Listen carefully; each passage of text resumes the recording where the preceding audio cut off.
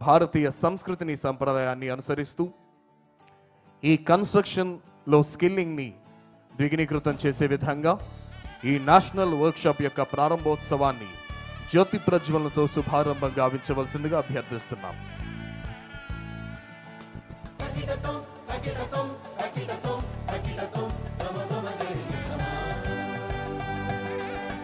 Honourable minister for labour, ఈనాటి కార్యక్రమ ముఖ్య అతిథి శ్రీ వాసంశెట్టి సుభాష్ గారి చేతుల మీదుగా ఈ national workshop on skilling in construction technologies ఈరోజు అత్యంత వైభవపేతంగా కన్స్ట్రక్షన్ శాఖలో కూడా, కన్స్ట్రక్షన్ విధానములో కూడా నిపుణత దిగ్రీకృతం చేసే విధంగా జ్యోతి ప్రజ్వలనతో శుభారంభం గావించారు. అదేవిధంగా చైర్మన్ శ్రీ వలవల మల్లికార్జునరావు గారు, HRD secretary Shri Kona Sasidhar IAS sir, అదేవిధంగా secretary minister for labour Shri Seshagiri Babu IAS గారు, collector and district magistrate Guntur జిల్లా శ్రీ సాయికాంత్ వర్మ ఐఏఎస్ సార్, అదేవిధంగా గంధం చంద్రుడు ఐఏఎస్ సార్ వారి చేతుల మీదుగా ఈనాటి కార్యక్రమం జ్యోతి ప్రజ్వలనతో శుభారంభం గావించబడింది. Now I request everyone to kindly rise for the state song. Andhra Pradesh రాష్ట్ర ప్రతిష్టాత్మక గీతమైనటువంటి మా తెలుగు తల్లికి మల్లెపూ దండ అనే గీతంతో మన రాష్ట్ర ప్రగతిని సూచించే విధంగా ప్రతి ఒక్కరూ లేచి నిలబడి ఏకీభవించవలసిందిగా అభ్యర్థన.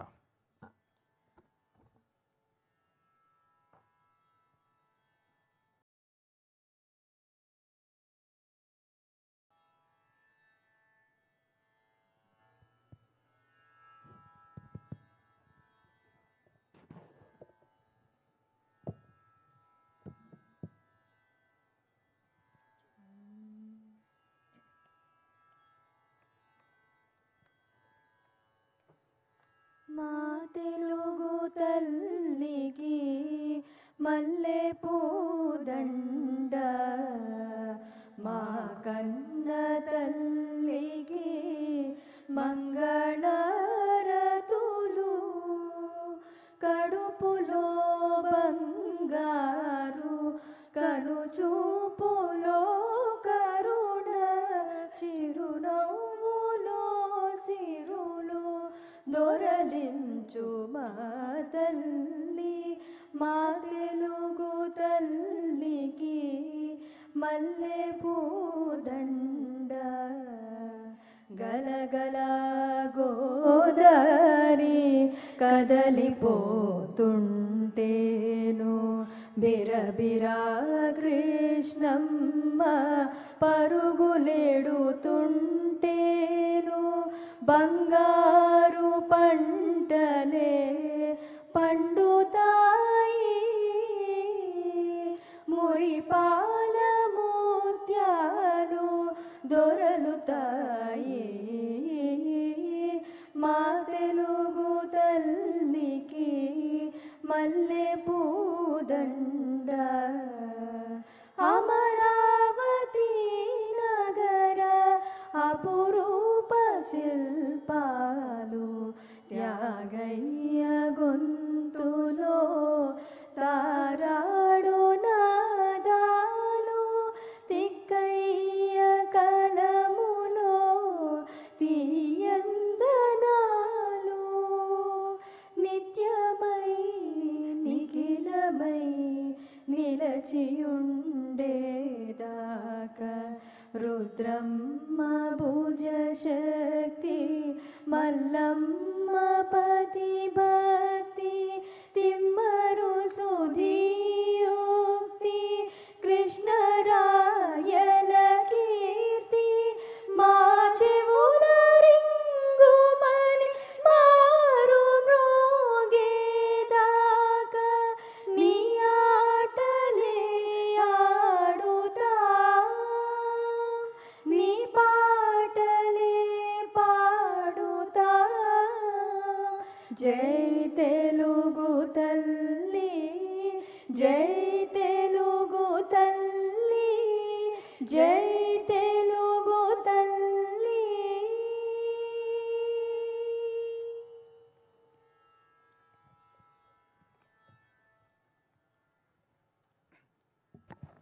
ధన్యవాదాలండి. దయచేసి అందరినీ కూర్చోవలసిందిగా అభ్యర్థిస్తున్నాం.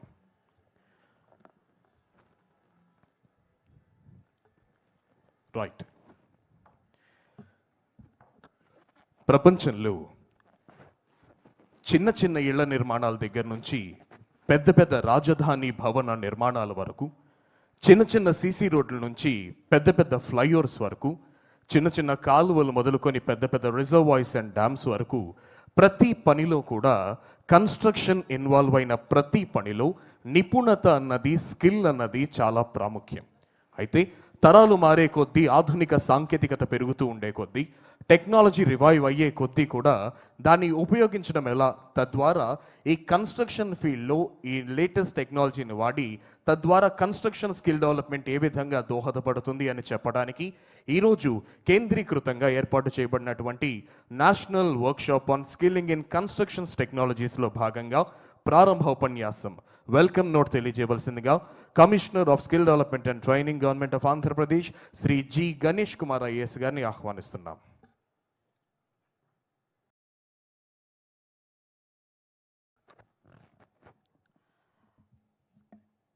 I warmly welcome to Honorable Minister Sir and Secretary HRD and Secretary Labour and Commissioner Labour and Guntur Collector Sir and dignitaries, senior officials and the Chairman BOCW and industry leaders, training partners and participants though attending the National Workshop on Skilling and Construction Technologies. The workshop brings together a policy leadership, industry expertise and skilling ecosystem, partners to strengthen workforce readiness for a rapidly transforming construction sector.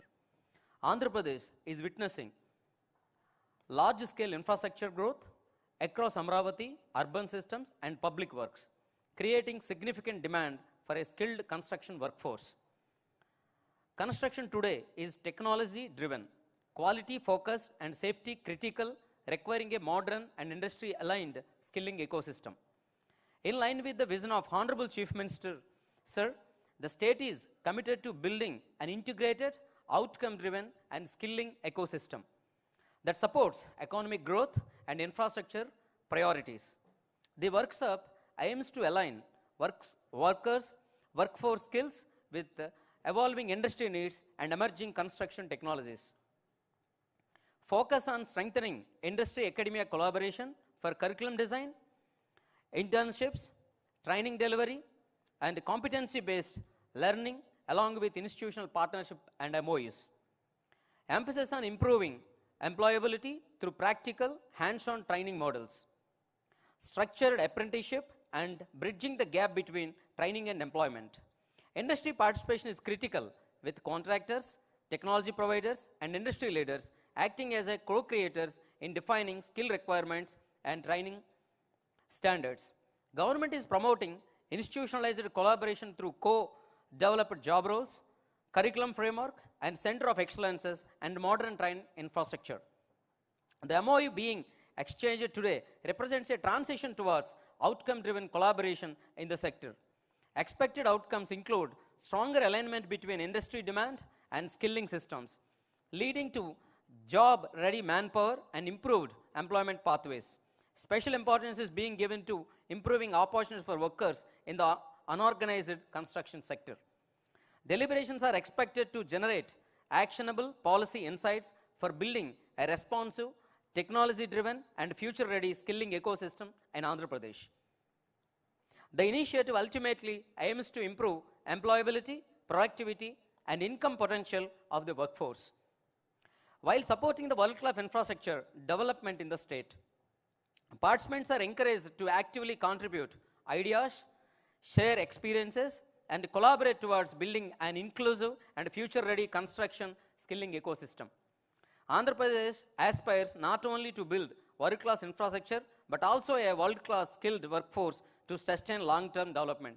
Thank you everyone for joining. Thank you so much. Thank you, sir, for sharing your insight on the welcome address. Now I invite Collector and District Magistrate, Guntur District, Sri Saikant Verma IAS, sir, to give his remarks on this national workshop on skilling in construction technologies.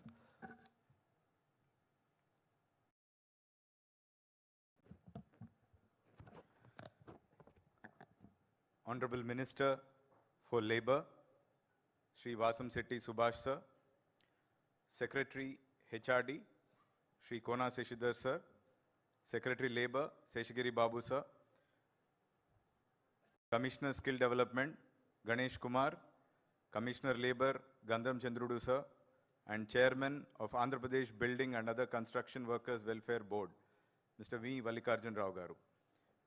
All the dignitaries who have come here, dear ladies and gentlemen, first of all, it gives me an immense pleasure that this national workshop is being held in Guntur district in the vicinity of Amravati. I think this is a very, very historical moment, and I don't think that there can be any better avenue or better timing for having this workshop here today. Today, we are witnessing and we are creating history. The dream capital of Andhra Pradesh, Amravati, is getting built today, and there can't be a better place to take up this particular opportunity. This is a very, very niche segment. And today, as the technology is pushing the limits, we are trying to involve and include every new frontier technology that is possible to make Amravati the global capital in terms of the technology and infrastructure. And in this context, I think this is a very, very innovative initiative to make sure that there is enough supply of skilled manpower to be able to push through these technological limits, wherein we are able to adopt some of the latest technologies so that we are able to give that world-class infrastructure as far as Amravati is concerned. And I think today Andhra Pradesh, being the center of attracting the global investments, the scope is not just limited to Amravati. It goes much beyond. And in this regard, I wish all the very best, and I'm very, very happy and proud to host this particular national workshop in Guntur district, and we are here to witness history in the making. I thank everyone for coming in forward today to participate in this workshop, and I also want to extend my special gratitude to the Honorable Minister for HRD, Mr. Nara Lokesh sir. Unfortunately, he couldn't be here today, but he has conveyed his regards. So I thank once again each one of you who have come forward to participate in this workshop. I'm looking forward to some of the very, very interesting sessions here today. Thank you so much.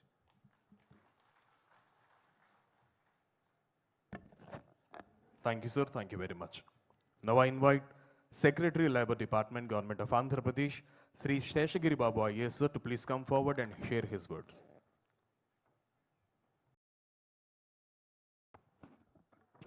Andarki Namaskaram. Honorable Minister for Labour, Factories, Boilers and IMS, Sri Vasam Setti Subhash Garu. Honorable Chairman, AP Building and Other Construction Workers Welfare Board, Sri Babji Garu. Respected Secretary Education and Skill Development, Kona Seshidhar Garu. Commissioner of Labour, Chandrudu Garu. District Collector and District Magistrate, Sai Garu. All the other dignitaries on the dais and off the dais, the representatives and participants from the industry, academia, institutions, and esteemed guests. Very good morning. I'll not take much time. I'll just set out the objective of conducting this workshop in line with the vision of the Honorable Chief Minister, sir, who wanted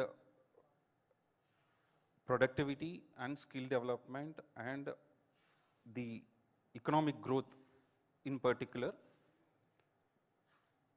We approached the Skill Development Department for helping us, the AP Building and Other Construction Workers Welfare Board, to address the various challenges in respect of skilling the workforce in the state of Andhra Pradesh. And with their cooperation, we are trying to strategize, so identify both the opportunities as well as the bottlenecks or challenges that are there in the sector, and ensure that we have an ecosystem built to have a long-based plan of action. We are planning for 2047. So taking into account the various disruptive innovations that are occurring in the sector, be it fiber-based or be it waste-based or be it the green buildings, be it the building information modeling kind of digital frontiers. Large-scale disruptive technologies, equipment, materials, innovations are happening in this particular sector, and to keep pace with these rapid changes, the rapid transformation, it is necessary we need to have ideas, inputs and strategies evolved for each vertical, each sector, subsector, etc. And to that end, we are conducting this workshop. I have the privilege of participating in these deliberations today and take your valuable guidance. Thank you all for joining this conference and workshop. Thank you.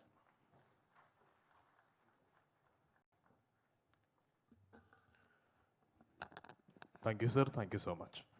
Ladies and gentlemen, I now invite the Secretary for Human Resource Development, Department, Government of Andhra Pradesh, Sri Kona Sisdar IAS, sir, to please come forward and give his valuable message on the context setting.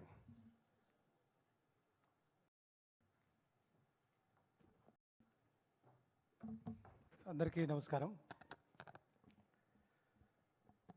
Honorable Minister for Labour, Government of Andhra Pradesh, Sri Vasamsetti Subhash Garu, the Honorable Chairman of Building and Other Construction Workers, Sri V. Mallikarjun Rao Garu, the Secretary Labour, Sheshagiri Babu Garu, Commissioner Labour, Gandham Chandrudu Garu, the Collector and District Magistrate of Guntur, Saikant Varma Garu,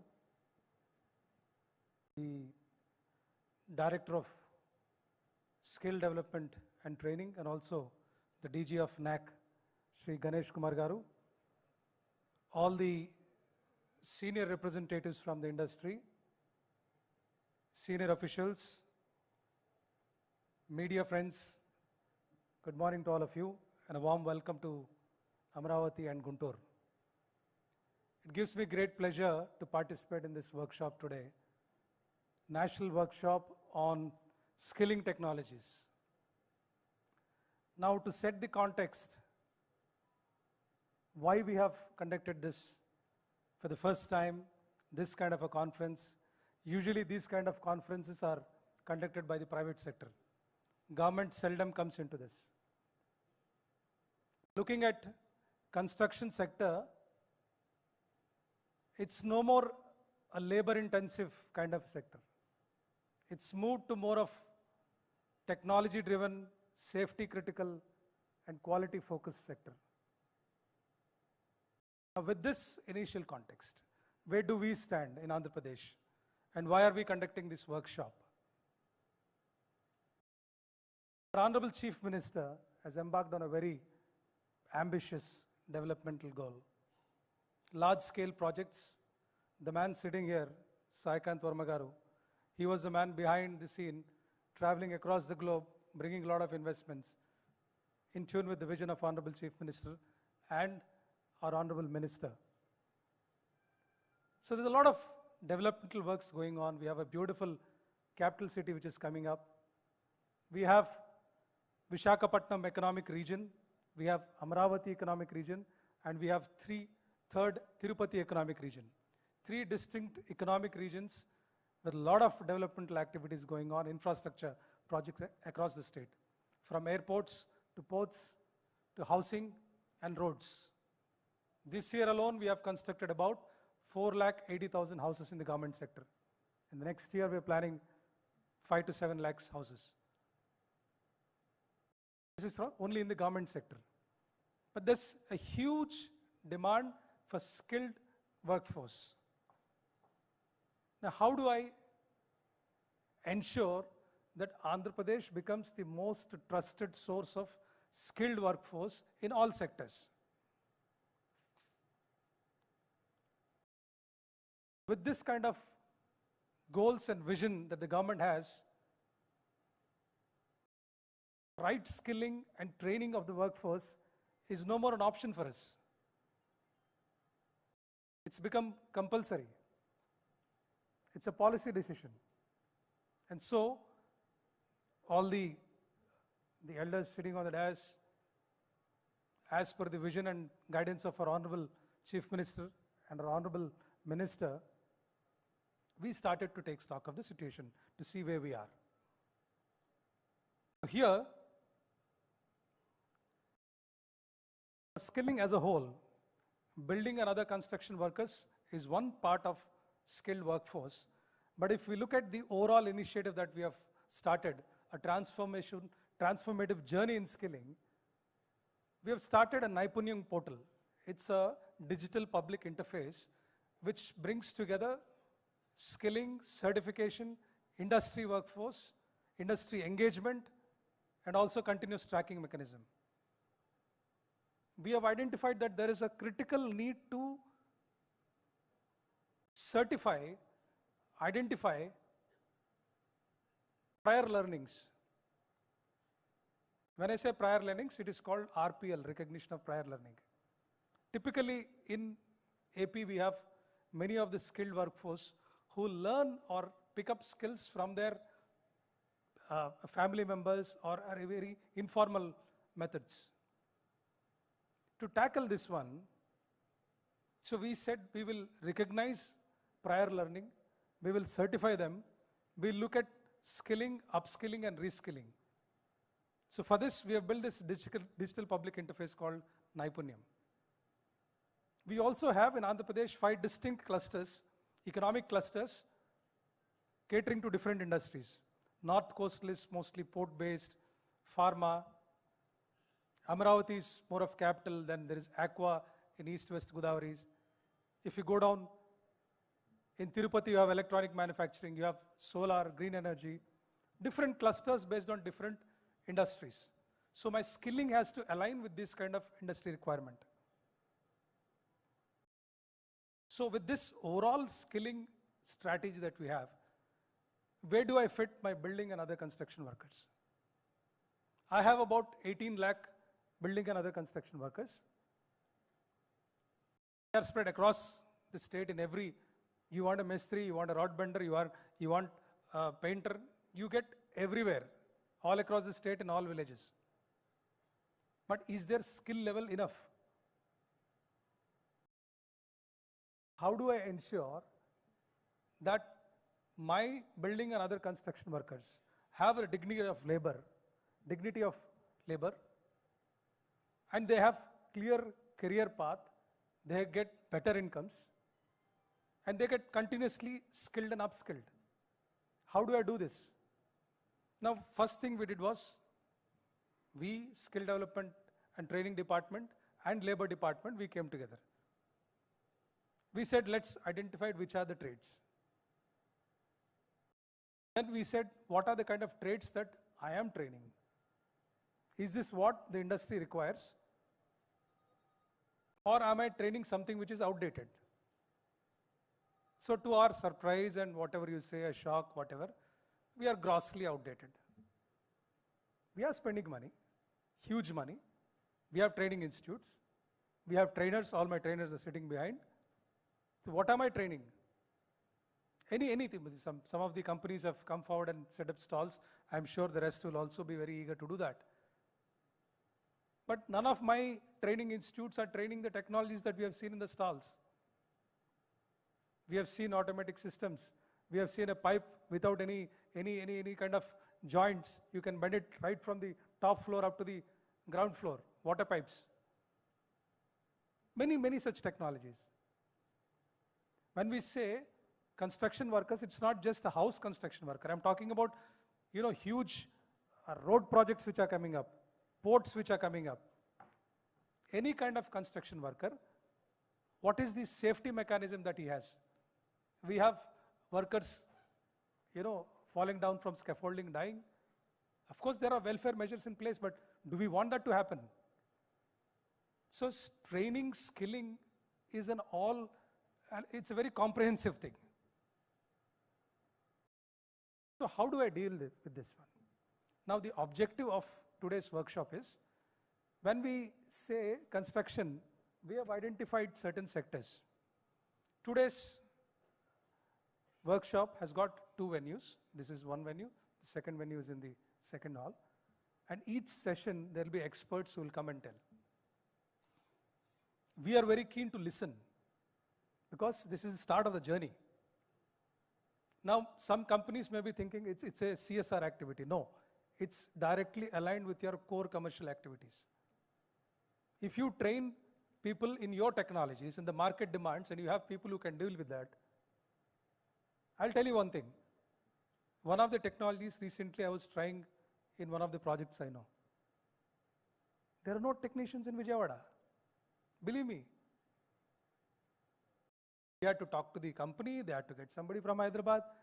If 2 states there are only 1 or 2 technicians, how is your product going to sell? If there is demand in the market, Credai or other real estate construction groups, big companies which have come here, they understand. From a common man who wants to build a house to big construction companies when they want to hire, where do they go for their skilled workers? I have nothing against people coming from other states. But when I have 20 lakh people here, how do I see that these people are properly trained? How do we come together? Just clapping only when 2 hands come together.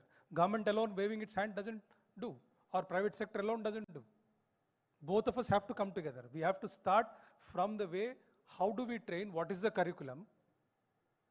From that stage, it has to be a continuous engagement. So my request to all the companies here is, it's a very good initiative. I appreciate Ganesh Garu for all the effort. The micro planning he has done, he has reached out to all the companies and also the labor department for supporting us. Now each session, when you deliberate what are the technologies, how the skilling is happening at present, and what should be the curriculum, how should the training happen, your assessment of the present skill level, anything from plumbing to false ceiling to cladding, anything for that matter, even power cables, electricity. We have Suryagar. One of the major things is, the gentleman vice president from Asian Paints is here. Waterproofing is a big issue. The technologies are changing very fast, but my training schools don't. They have 4 training academies, is what he was telling me. But the government is not aware. How do I synergize these 2 things?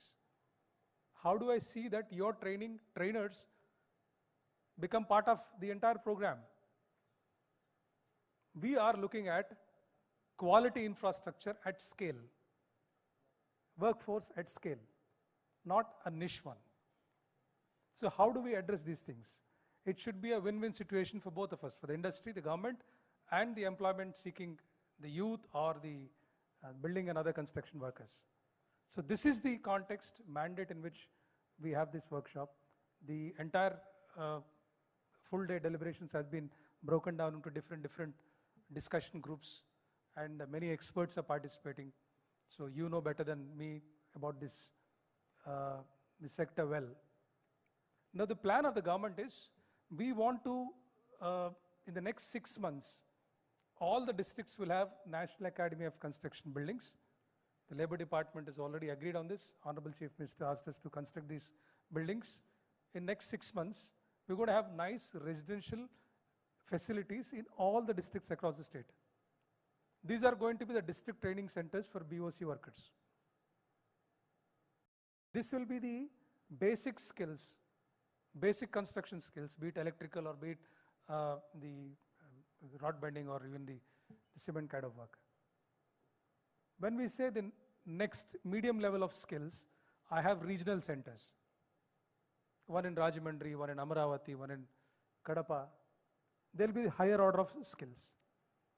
The top skills, which could be niche, which you don't require in each district, that will be the state level center.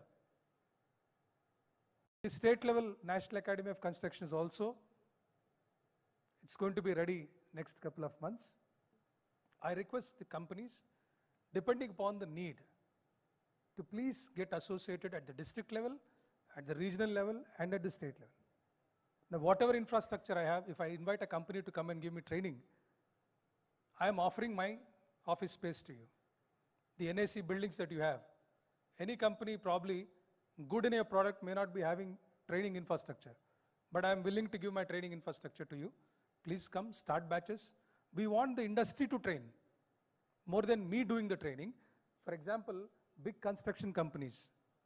If I say, if you want to train, let's say 5,000 construction workers as apprentice, please do it. Whatever I can support through budget, I will do. But the training should be from you. As far as possible, we want the training to be led by industry, together as a part of the overall skilling for BOC workers. And then this engagement should be a continuous one. Today's technology may not be relevant tomorrow. So how do I ensure that this engagement is continuous?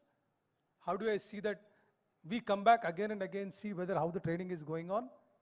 And I would request wherever possible, this certification, if it can be joint certification, any company for that matter.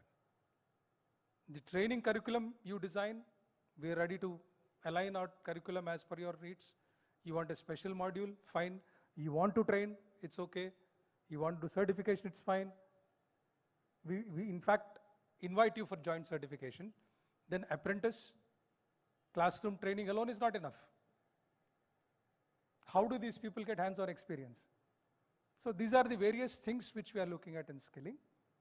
With this workshop, we want to create a nice document which will be a guiding book for us with clear timelines under each segment within the building and construction sector. So what is our plan of action? How do we take it forward? And how do I ensure that AP becomes the most reliable source of skilled workforce for building and other construction workers? Now I'm struggling with basics. Basics, when I say tile laying, how do I see that it's at least in a level? How do I see that there are spacers in between? You know, these are basic things. You go to any village or any town, you see that our construction workers are even struggling with some basic concepts because traditionally it's been an informal sector. We are doing a survey, part of Government of Andhra Pradesh comprehensive survey. You know, AP is the first state to do skill census. So under skill census project, this month I'll have data of each and every skilled person in the state. Not just BOCW, anything from tech to any kind of skill they have, their work experience, everything. We kind of triangulated about 26 databases and some missing fields. We went house to house and we've got the data. By this month end, we will be ready with the skill census data. And with this, I want to prompt. For every village, I have a village skill officer. Through village skill officer, I want to prompt all these workers, asking them, hey, there's a training program. Do you want to join? Or your skill level is this much. Do you want to upskill? There is an opportunity in Amravati. There's an opportunity in Visakhapatnam. Do you want to join? There's a big company offering you. So this Naipunyam portal, what it does is it reaches out to all my BOC workers. It keeps on sending alerts to them saying that this is what you are. You may be a plumber, you may be a painter, you may be an electrician, anything. These are the opportunities, these are the skilling opportunities, these are the reskilling opportunities. So that's the kind of platform we were able to build. With the basic work done and the foundation laid, now we want the engagement with the private companies. All the big companies, the industry leaders, the technology leaders. Let's start this journey together as a win-win situation from now onwards. I can assure you from the skill development and training department and NAC that you'll have our full cooperation. Whatever innovative method you have, whatever numbers, I'm looking at numbers at scale. Be it small, niche, or a scale, whichever way we are open to any kind of association. But I look forward that this will go a long way in creating the desired workforce in Andhra Pradesh. Thank you very much for joining this one. Many of you have come from very far away places, so enjoy the hospitality. It's very hot outside, probably one of the hottest day in this season. So once again, thank you very much. Thank you for your patience. Thank you. Thank you sir, thank you very much.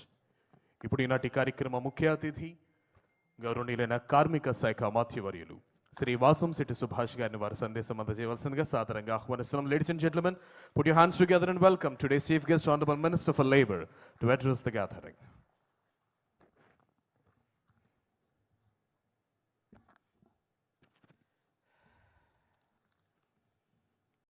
అందరికీ నమస్కారం.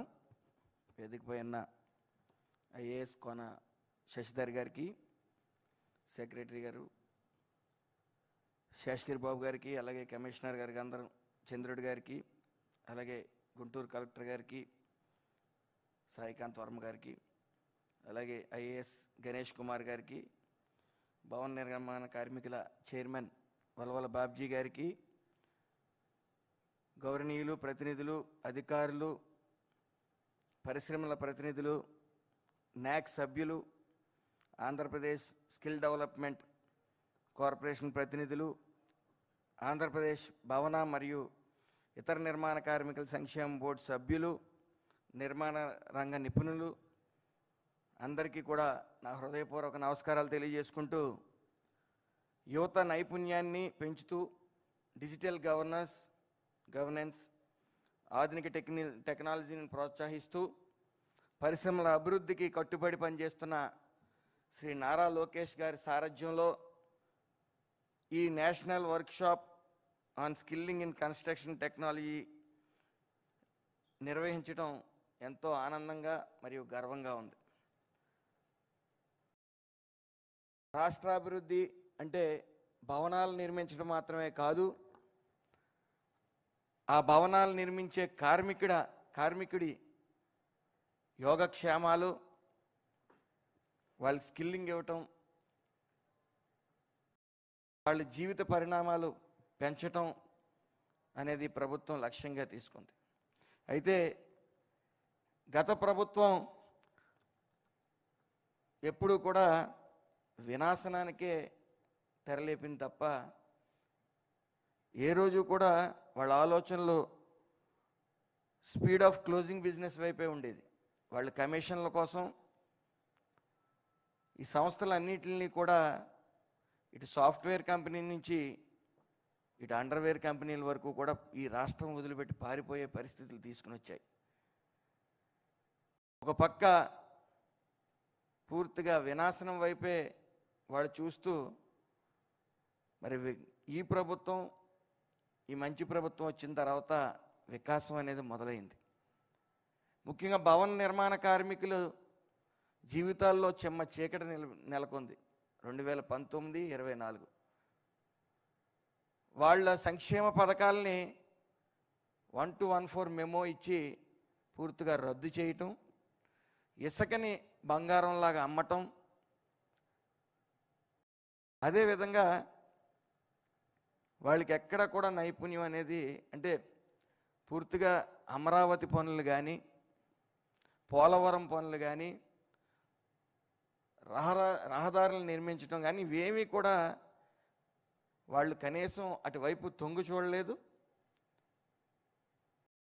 So వాళ్ళు ఇంకా భవన నిర్మాణ కార్మికులతో పని లేదనుకున్నారు కాబట్టి వాళ్ళ సంక్షేమ పథకాల నుంచి వాళ్ళకి పని లేని దినాలు, అంటే సంవత్సరానికి కనీసం 45 రోజుల నుంచి 50 రోజులు కూడా పని లేని పరిస్థితి తీసుకుని వచ్చి వాళ్ళ జీవితాల్లో చెమ్మ చీకటి నెలకొల్పారు.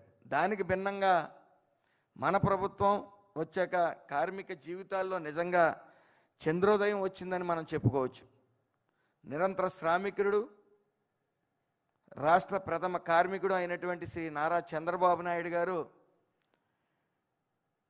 ఆయనకి కార్మికుడు కష్టాలు తెలుసు కాబట్టి ఈ మంచి ప్రభుత్వం వచ్చిన వెంటనే వాళ్ళ సంక్షేమ పథకాలన్నీ కూడా మరి ఈరోజు ఇవ్వటం జరుగుతూ ఉంది.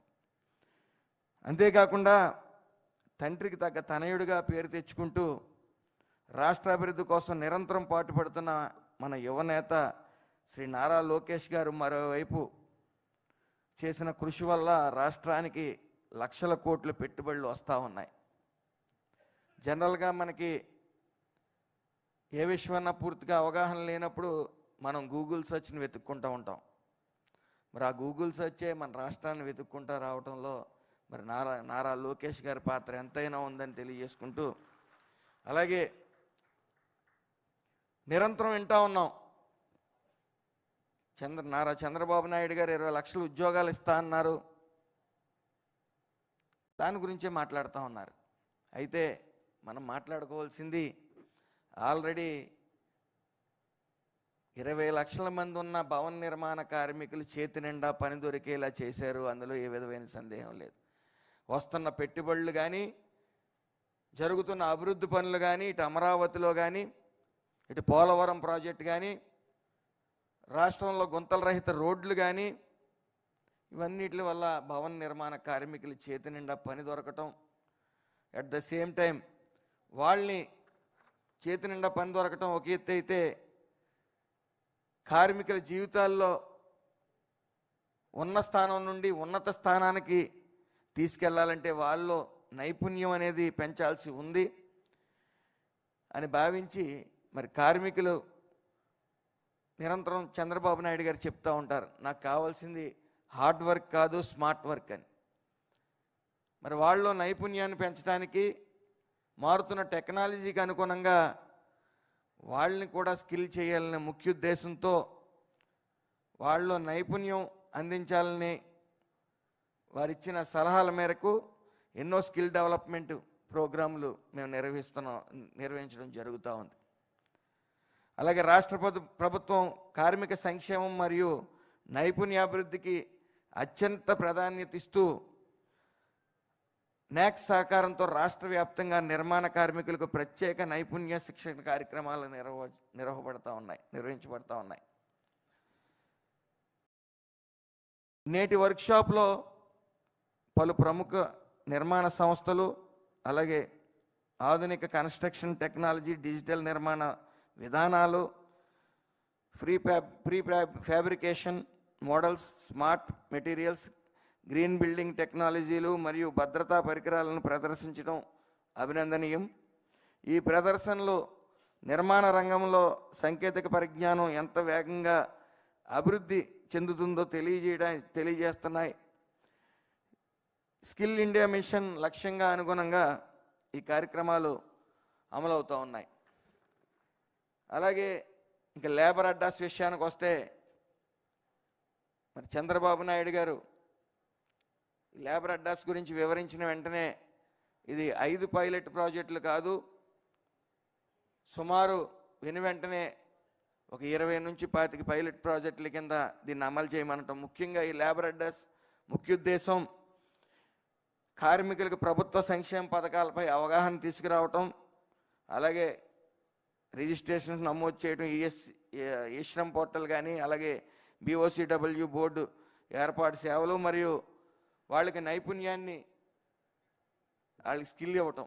ముఖ్యంగా మారుతున్న టెక్నాలజీని అనుగుణంగా వచ్చిన కొత్త పరికరాలని వాళ్ళు పని సులభతరం చేసుకోవడానికి ఆ పరికరాలను ఎలా ఉపయోగించుకోవాలనే దాని మీద స్కిల్ ఇవ్వటం, అలాగే వాళ్ళు ఉపాధి కోసం నడి రోడ్ల మీద ఎండనక వాననక నుంచోవటం మనం చూస్తూ ఉన్నాం. వాళ్ళకి ఒక షెల్టర్ ఇవ్వటం, వాళ్ళకి భద్రత కల్పించడం, పూర్తిగా వాళ్ళకి పని దినాలు పెరిగే విధంగా, అలాగే ఉపాధి కల్పించే విధంగా ఈ లేబర్ అడ్డాస్ ఉపయోగపడతాయి.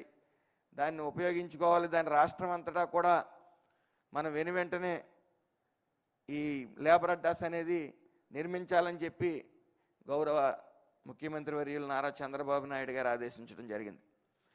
ఈరోజు అవగాహన ఒప్పందాలు MOUs కుదుర్చుకుంటున్న అన్ని పరిశ్రమ భాగస్వాములు మరియు సంస్థలని అభినందిస్తూ ఉన్నాను. కార్మిక శక్తి దేశాభివృద్ధి మూల స్తంభం. ఆ శక్తి నైపుణ్యం జోడిస్తేనే పరిశ్రమలు అభివృద్ధి చెందుతాయి అనే దృక్పథంతో ప్రభుత్వం ముందుకు సాగుతూ ఉంది. అలాగే కార్మిక శాఖలో ఇటు సంఘటిత అటు అసంఘటిత కార్మికులు ఉంటారు. ఈ సంఘటిత కార్మికులు ఎవరైతే ఉన్నారో వాళ్ళ జీవితాల్లో వెలుగు నింపడానికి ESI డిపార్ట్మెంట్లో గత ప్రభుత్వం గత 5 సంవత్సరాలు ఒక ఇటుకు కానీ గుప్పుడు ఇసుకు కానీ వేసిన వైనం లేదు. వాళ్ళు భద్రత విషయంలో కానీ వాళ్ళ ఆరోగ్యం విషయంలో కానీ గత ప్రభుత్వానికి చిత్తశుద్ధి లేదు. అయితే ఈ మంచి ప్రభుత్వం వచ్చిన తర్వాత ఈ సేఫ్టీ ఆఫీసర్ స్కిల్ ఇవ్వటం కోసం అనేక యూనివర్సిటీస్తో MOU చేసుకోవటం, అలాగే సుమారు 6 ESI హాస్పిటల్స్, అలాగే 50 మెడికల్ సీట్లు medical college ESI medical college కూడా వైజాగ్లో మనం సూచనప్రాయంగా కేంద్రం నుంచి ఆమోదం తెలపడం జరిగింది. అలాగే ఇటు భవన నిర్మాణ కార్మికుల్లో సుమారు వాళ్ళకి ఎంత అశ్రద్ధ అంటే గత ప్రభుత్వం ఏదైతే సెస్ అమౌంట్ ఉందో ఆ సెస్ అమౌంట్ 2019-24 సంవత్సరంలో 2574 కోట్లు వసూలు చేస్తే కనీసం స్కిల్ కోసం 10% వాడవలసిన పరిస్థితి అక్కడ ఉంటే ఒక్క 1% కూడా అంటే ఒక్క రూపాయి కూడా ఖర్చు పెట్టిన వైను స్కిల్ డెవలప్మెంట్ గురించి. ఎందుకంటే వాళ్ళ జీవితాలను నాశనం చేసాం, వాళ్ళు పని మనకు లేదు, అభివృద్ధి పనుల పట్ల మనకి చిత్తశుద్ధి లేదనే భావంతో ఈ స్కిల్ డెవలప్మెంట్ ప్రోగ్రాం కోసం కనీసం 257 కోట్లు ఖర్చు పెట్టవలసి ఉంటే ఒక్క రూపాయి కూడా ఖర్చు పెట్టిన వైనం. ఈ మంచి ప్రభుత్వం వచ్చిన తర్వాత ఈ 2 సంవత్సరాల్లో సుమారు 250 కోట్లు రూపాయలు ఈ స్కిల్ డెవలప్మెంట్ గురించి మరి స్కిల్ డెవలప్మెంట్ ప్రోగ్రామ్స్ కూడా మనం ముందుకు తీసుకెళ్తున్నాం 250 కోట్లతో. అలాగే ఇంకా అసంఘటిత కార్మికులు ఉన్నారు. అసంఘటిత కార్మికులకు కూడా కొత్త లేబర్ కోడ్స్ అనుగుణంగా అనార్గనైజ్డ్ వెల్ఫేర్ బోర్డు అనేది పెట్టండి 4 ఎమ్మెల్యేలతోని మిగతా సభ్యులతోని. అది కేంద్ర ప్రభుత్వం నిధులు ఇస్తుంది, రాష్ట్ర ప్రభుత్వం కూడా కొన్ని నిధులు ఇస్తూ సిఎస్ఆర్ ఫండ్స్ కూడా ఉపయోగించుకోవచ్చు అనేది తెలియజేయడం జరిగింది. అంటే ఇంట్లో పనిచేసేవారు కానీ అలాగే రకరకాల చిరు వ్యాపారులు పళ్ళు అమ్ముకునేవారు కానీ వీళ్ళందరికీ కూడా భవిష్యత్తులో వాళ్ళకు కూడా సంక్షేమ పథకాలు ఇవ్వడానికి వాళ్ళ జీవితంలో వెలుగులు నింపడానికి కొత్త లేబర్ కోడ్స్ ఉపయోగపడతాయని తెలియజేసుకుంటూ ఏదేమన్నప్పటికీ ఈరోజు అవగాహన ఒప్పందాలు కుదుర్చుకోవడానికి ఎంఓయూలు కుదుర్చుకోవడానికి వచ్చిన అన్ని పరిశ్రమ భాగస్వాములకి మరియు సంస్థలకు అభినందిస్తూ అందరికీ పేరు పేరున నా నమస్కారాలు. Thank you.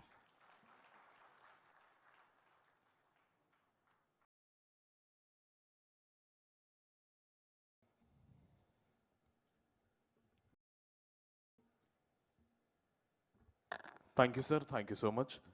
అద్భుతమైన సందేశం ద్వారా అందరిలోనూ స్ఫూర్తిని నింపినటువంటి నాటి కార్యక్రమ ముఖ్య అతిథి ఆంధ్రప్రదేశ్ రాష్ట్ర కార్మిక శాఖ మంత్రివర్యులు శ్రీ వాసంశెట్టి సుభాష్ గారికి హృదయపూర్వక ధన్యవాదాలు తెలియజేస్తూ, ladies and gentlemen, we now move to the key highlight of today's program, the exchange of memorandums of understanding.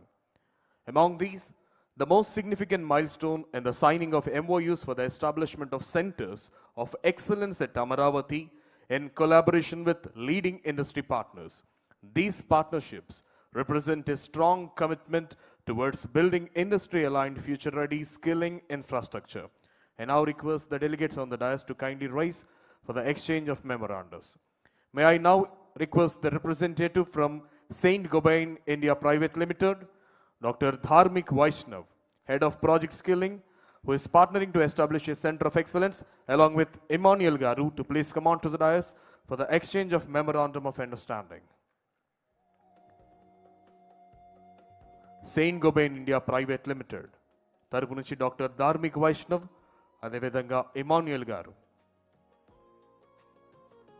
partnering to establish a center of excellence at Amaravati.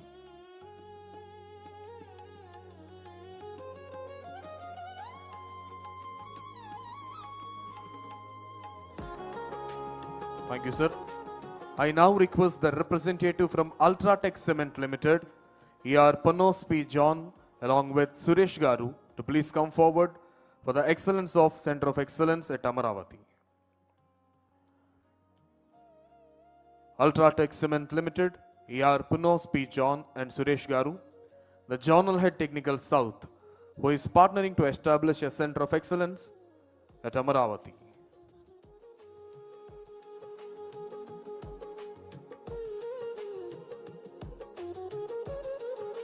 Next, I request the representative from Godrej and Boys, Mr. B. Manohar Garu, Head Training, who is the partnering to establish a Center of Excellence, to kindly come forward for the exchange of the Memorandum of Understanding.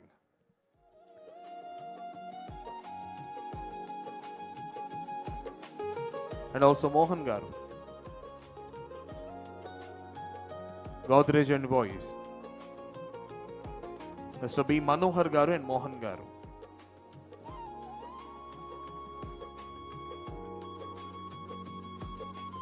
The next I request the representative from Daikin India Private Limited, Mr. Murali Janaki Raman Garu and K. Ganesh Rao Garu. The Regional Service South Head and GM Branch Operations Head Telangana and Andhra Pradesh, who is partnering to establish a center of excellence, is exchanging the Memorandum of Understanding.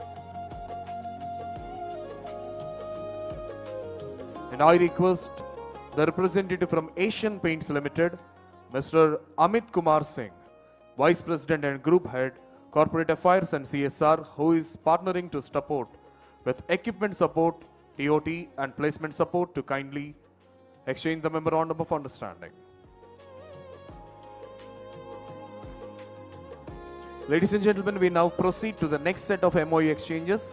In this section, I invite a group of esteemed industry partners who are collaborating across key areas such as equipment supports, training of trainers, placement support, curriculum enhancement and training initiatives. ఇప్పుడు team wise పిలుస్తామండి, group vice పిలుస్తాం. దయచేసి పిలువబడిన పేర్లందరూ కూడా ఒక గ్రూప్గా రావాల్సిందిగా అభ్యర్థన. And the first, I invite Dr. PNSV Narasimham Garu, the President and Head of Group CNT Limited, to please come on to the dais. And also Dr. Panduranga Rao Garu, CEO and Managing Partner of Ligong SVE. And Aditya Soma Garu, Executive Director, Madhura Engineering Private Limited. Sangaram Garu, Head Training, Virgin India Private Limited. And Raja Pradeep Garu, Managing Director and CEO, Best Group of Companies. And Aditya Vinakota, Managing Director, Andhra Engineering Private Limited. Accountable Manager Dr. K. Ramesh Kumar Garu, Vayu Drone Academy Private Limited. Andhra Pradesh Divisional Head Anjaneya Varaprasad Garu, Berger Paints. And Altaf Shah Garu, Lead Painter Engagement Head, Birla White. And Chakravarti Pantham, from National Training Manager from Bosch.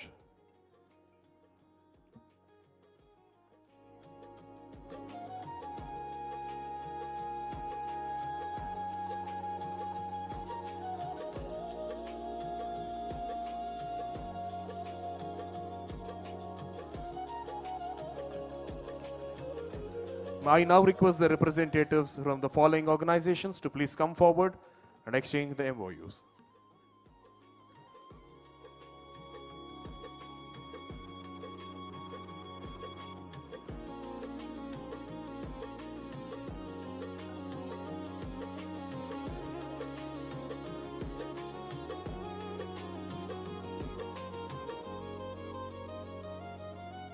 Now I request the representative from the second batch, Harshi Mitra Garu, Head Manager Training, Clues India Private Limited. I request all the dignitaries to please come from the left side of the dais and exit from the right side of the dais. Please, please, please. That way, please. Right. The next team, Harshi Mitra, Head Manager Training, Clues India Private Limited. B.N. Rao, Director, Infrastructure Skill Development Academy. Colonel Anand Kumar Singh, Chief Executive Officer, Safety Skill Development Foundation. Sri M. Kiran Kumar, Head South Viega. Deepak Sharma, Head CSTI, Larsen and Turbo. And Dr. Gontina Madhuri, Treasurer ICI Vizag, Indian Concrete Institute, Vizag Center. G. Mohan Murari, AGM HR and Admin, Blue Star Climatic Limited. And Anil Bopana, Director, BSR Infrastructure. Mohan Rao GSR, President Kradai. And P. Ravinder, Karam Safety Private Limited, Lead Territory Manager. All the representatives from the following organizations to please kindly come forward for the exchange of Memorandum of Understandings.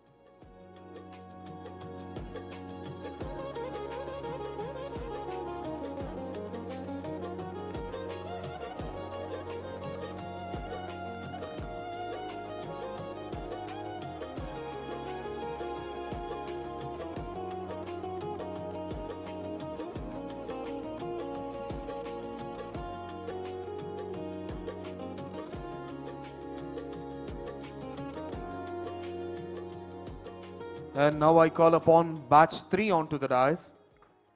Shri P. Kiran Kumar Garu, Vice President, NAREDCO.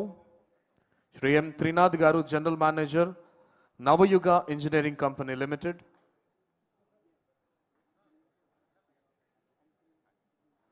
And also the representatives from BAI and Greenco. Builders Association of India and Greenco. Shri B. Partha, Vice President, RVR Projects Limited. Shri N. M. Siddiq, Manager, Sobha Developers. Dr. P. Chinnapulaya, AVP, Star Trek Infra Services Private Limited. And also Chaitanya Prakash K. from Team Tech from Work Solution Private Limited, Director Operations. Sri K. Naveen Kumar, Managing Director, Home Decor. D. Venkata Sanyasaraju Garu, General Manager, Vox Interior and Exterior Solutions Private Limited.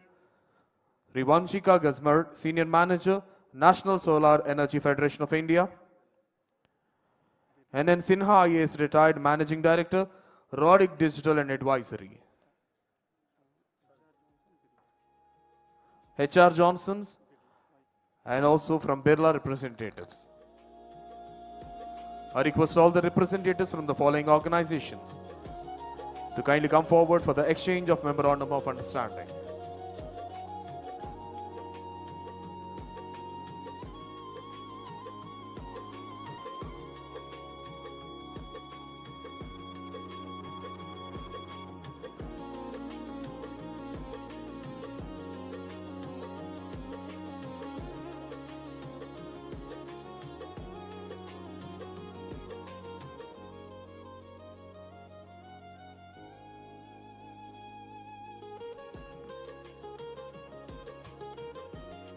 And దయచేసి time మనకి చాలా తక్కువ ఉంది, ఇంకా batches ఉన్నాయి కాబట్టి దయచేసి అన్యదా భావించకుండా ప్రీవియస్ బ్యాచ్ వాళ్ళు స్టేజ్ ఖాళీ చేయవలసిందిగా అభ్యర్థన. Thank you so much. Now I request the third batch senior director head CSR Krishnamohan Devi గారు, CN foundation, and D Narasimharao గారు, MD and CEO, DNR service Hyderabad. Dara Bhaskar Garu, HR Johnson India, Head of Andhra Pradesh. Sri K. Siva Garu, Managing Training, Kamadhenu Paints. Sri Sanjeev Chube Garu, National Manager, Channel Service Embellment of My Homes UPVC WPC. And also Alpana Tomri, Head Trainee of Core EHS. Sri Anjaneyal Garu, Managing Partner, AR Electricals.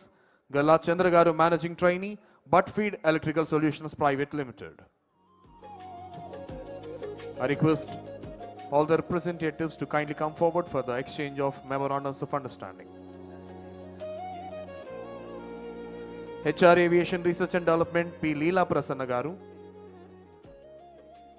Siri Builders, and also N. Dikshit Reddy Garu, Head Andhra Pradesh, Grindwell North Limited, Managing Director C.H. Siddharth Reddy Garu, Qualisys Engineering Labs.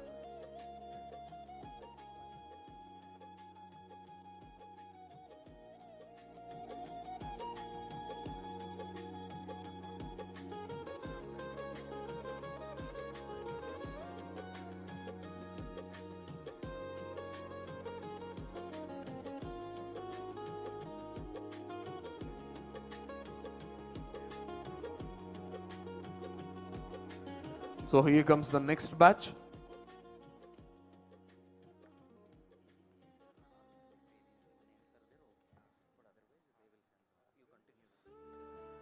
P. Leela Prasanna, Founder and CEO, HR Aviation Research and Development.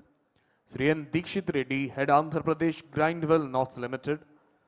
C.H. Siddharth Reddy, Managing Director, Qualisys Engineering Labs. M. Sai Pranav, Director, Sri Spectrum Instruments. K. Naresh Kumar, Managing Director, SWAT-G Enterprises. P. Nagendra Babu, Manager, Blue Ocean Personal Allied Services. N.V. Subbarao, Managing Partner, Masters Constructions. Matta Santosh Chandan, Manager, Technical, Geocon Services Private Limited. And Naveen Chowdhury, Managing Director, Naveen Survey and Constructions. R. Reha Babu, Director. This is the last batch, sir.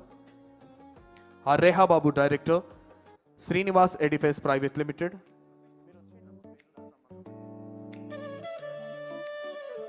this is the last batch for this MOU exchange. Rehababu Director, Srinivas Edifice Private Limited, CH Vinay Kumar, Managing Director, Benchmarks Engineering and Constructions, D. Rajesh, BDM, Growtree Global Services India, M. Vijay Nirmala, Managing Director, MRK Geometrics, and Ravi Shankar, CD Manager, RBS Quality Servicing Private Limited, YV Ramana Rao, Managing Partner, Sri Builders and Developers, Chaitanya Verma, Director, SLV Group, Dilip Kumar Komati, Director, Sunnita Corporation LLP, M. Vamsidhar, Proprietor, Aidhiya Trading Company, Manager Sridhar, Sujala Pipes Private Limited, Vemula Murali Krishna, Manager, HR Talent Solutions Private Limited, Rambabu Paravastu, CSO Greenco Group, G. Rajagopal Reddy, Manager, GRI Power Gate Towers India, Kesani Sai Kumar, Head Training, High Tech Solutions Technologies, Solar Solutions, and Shanmukha Reddy, Manager, Quest, Rehababu, Director, Centla EV Produce, and M. Narsimha Reddy, Shirdi Sai Electrical Senior Manager, HR and Admin.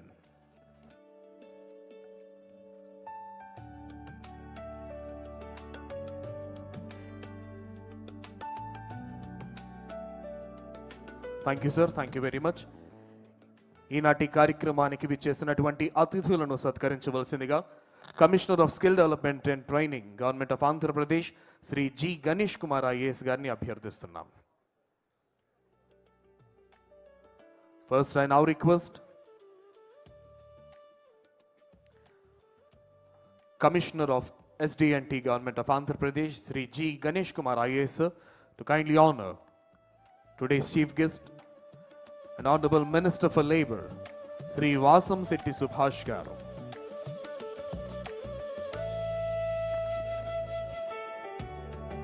And now I request Ganesh Kumar Garu to honor the Chairman of Andhra Pradesh Building and Other Construction Workers Welfare Board, Sri Vallavala Mallikarjun Rao Garu. And also now I request Ganesh Kumar Garu to honor Secretary HRD, Sri Kona Sesdar IAS sir.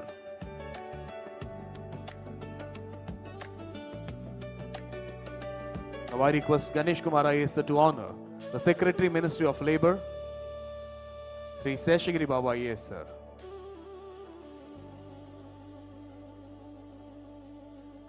Now I request Ganesh Kumar sir to honor the Commissioner for Ministry of Labour, Sri Gandham Chandrudu IAS sir.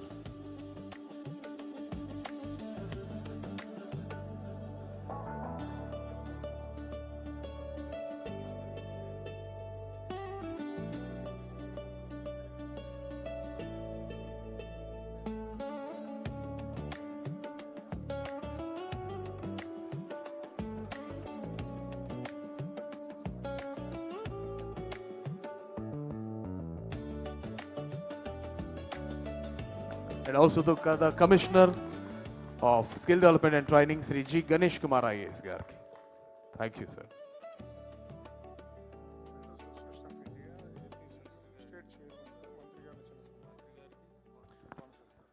Builders Association of India, AP Chairman Garu, ఈనాటి కార్యక్రమ ముఖ్య అతిథి కార్మిక శాఖ మాత్యవర్యులను సత్కరిస్తారు.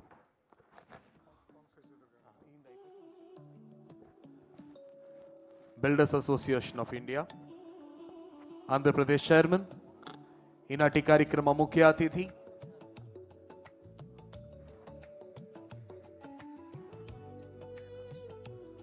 I now request the Commissioner of Labour Department, Government of Andhra Pradesh, Sri Gandham Chandrudu Garu, to please come forward and propose the words of gratitude.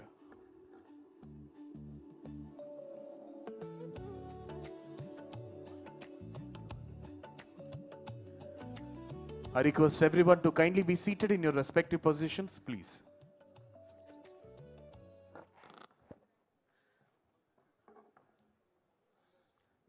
I thank Honorable Minister Sri Nara Lokesh Garu, though he is not present with us physically, but all his guidance and motivation can be seen in this workshop. I thank Honorable LFB and IMS Minister, Sri Vasamsetti Subhas Garu, with his overall guidance and making this wonderful program to happen. I thank Principal Secretary, HRD Department, Sri Kona Shashidhar Garu, for his constant support and guidance and ensuring that such a wonderful program to take place in Amaravati on skilling and in construction technologies, and also the excellent context setting for today's workshop. I thank Secretary LFB and IMS, Sri Sheshagiri Babu Garu, for his constant guidance and ensuring all support for this wonderful program to take place. I thank Honorable Chairperson, Building and Other Construction Workers Welfare Board, Sri Valavala Mallikarjun Rao Garu, Valavala Babji Garu, for his excellent support in ensuring this program happens. I thank Collector and District Magistrate, Sri Saikant Varma Garu, for his gracious presence and support. I thank MD Skill Development and also DG NAC, Sri Ganesh Kumar Garu, for his tireless efforts and minute planning in ensuring this entire skilling and construction technologies is put in place. Without his efforts, this would not have been such a wonderful program. I thank all the construction and other companies, their senior representatives who are present here. Thank you for taking your time and spending your efforts in coming here. There are more than 124 senior representatives. I thank each one of them for your presence and your participation here. I thank all other senior officials who are present here, who have worked behind the scenes to ensure this success of this program. And I thank the media friends. I thank all other people who are present. And not last but not the least, I thank Master of Ceremonies for his wonderful conduct of this entire program right from beginning till now and to the ensuing program. I thank all of you for your presence, participation, and taking your time and coming over here. I wish an excellent deliberations throughout the day. We'll be present and love to hear all of you and learn new technologies and new methods. Thank you everyone.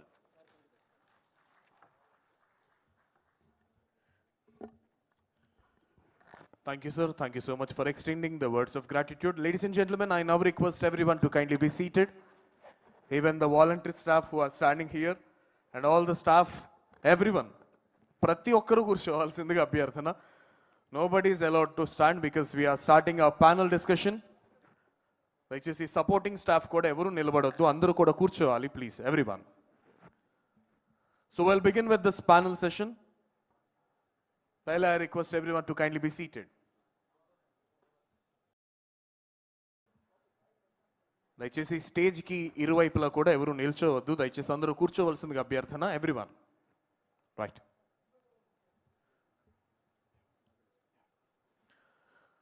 So distinguished dignitaries, esteemed experts and participants, we now move to our first panel discussion of the day in the Hall 1 on the theme, Foundation and Building Core Structure from Foundations to High Performance Structures, Workforce Readiness for Modern Building Core Systems.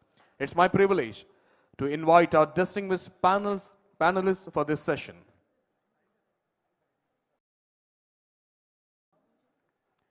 Right, we have 4 esteemed panelists for this sessions. One is Deepak Sharma sir, and Punos John sir, Aldo Varghese sir, and Dr. Satish Kumar Garu.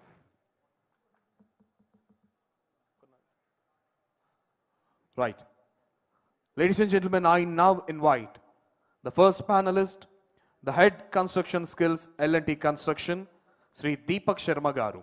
He is a senior professional with over 29 years of experience, spanning project execution and skill development, heads of CSTI L&T with a focus on training governance, curriculum design and workforce development, has led large-scale initiatives training over 70,000 workmen across India. Put your hands together and welcome the panelist, Deepak Sharma Garu. And now the next panelist, the Journal Head of South Technical Ultratech Cement, Punos John Garu, a civil engineer with over 32 years of experience in technical services and construction materials, holds extensive leadership experience across reputed organizations, driving operational excellence and growth, recognized for his strategic approach to customer engagement and business development. He is Punos John Garu. And the next panelist, the Chairman and Managing Director, Team Tech Formwork Solutions Limited, Eldo Verghese, an industry leader with 30 years of experience in the framework sector, former country head for a European formwork company across India and Bahrain, a CMA and an MBA. He specializes in engineered framework solutions and organizational leadership. And now I invite the academician, Professor and Dean, NICMAR University of Construction, Dr. Satish Kumar Garu. He is an academic and industry expert with over 34 years of experience in construction and education, holds advanced degrees in civil engineering, including a PhD with contributions in research and consultancy, recipient of multiple academic excellence and research award from NICMAR. We also privileged to have with us the moderator for today's session, Mr. Madhavan Garu is a partner at KPMG and Quality and Assurance Lead with over 20 years of experience. He brings extensive enterprise in quality systems, assurance frameworks, and process excellence, offering a strong perspective on performance, compliance, and operational standards. With that, I now request the moderator to kindly take over the proceedings and lead this discussion.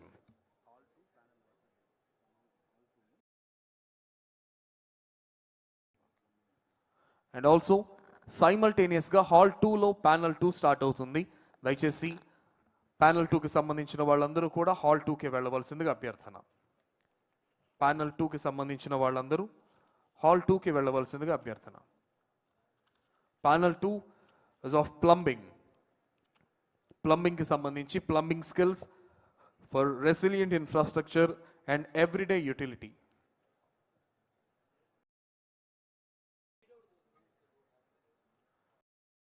And panel 2కి సంబంధించినటువంటి panellist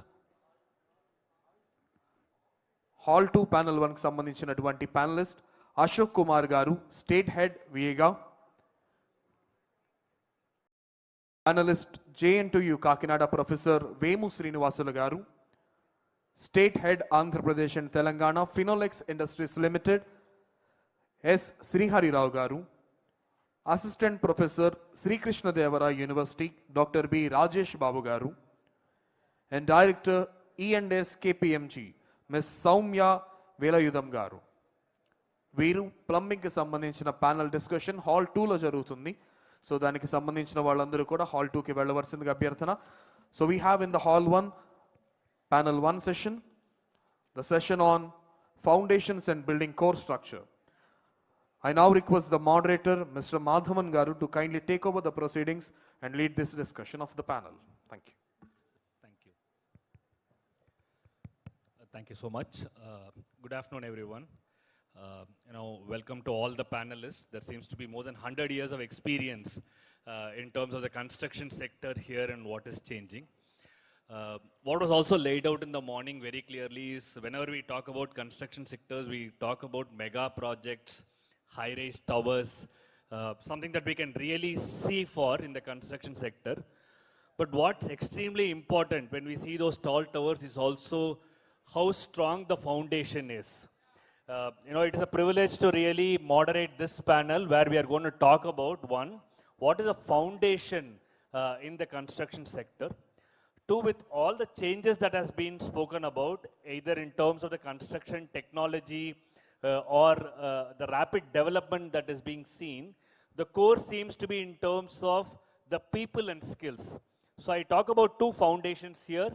One is with respect to the people who is going to be rightfully skilled to use the technologies for the economic growth. I think that sets the objective and context for the panelists in terms of rapidly changing environment. We will talk about foundational technologies, what is emerging in this space, and how can we use human resources with the right skills. for this changing world.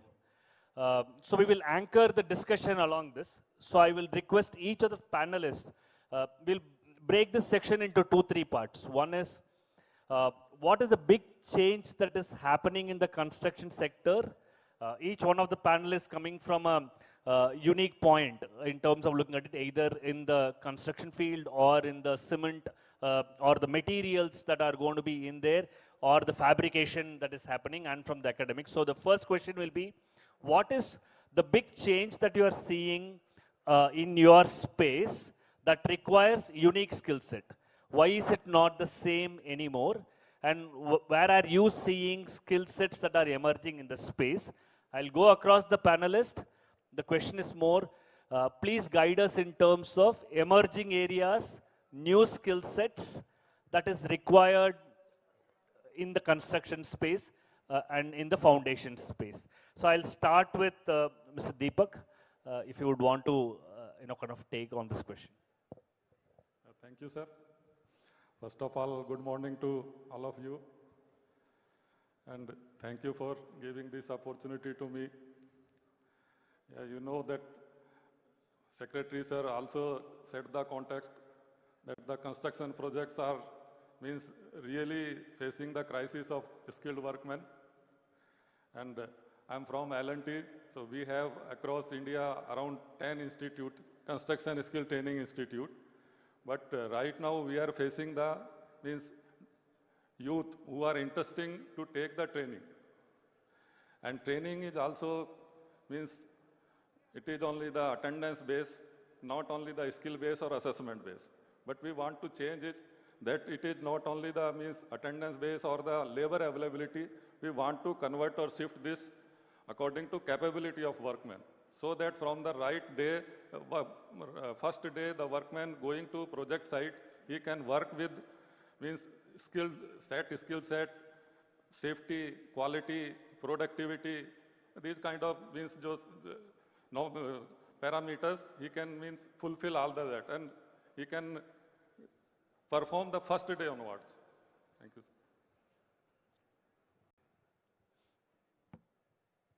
Thank you. Sir, in your view, because from a site construction perspective and the kind of skilled workers required, which type of skills will be needed in a larger scale? Because one of the things that we heard is more number of projects are going to happen. Yes. There is building construction workers of 18 lakh people. So with large constructions that is coming in, which skill roles will become more prominent in the near future in the sites? So if you can help us understand 2-3 roles that is going to have a change and it is needed much for AP, that will be really helpful. Yeah, mainly the 3-4 roles are the important. First job role is the shuttering carpenter, bar vendor, concrete mason. This kind of role means required at every project of construction. And other for finishing roles like plumbing, sanitary, tiling, this kind of need more required.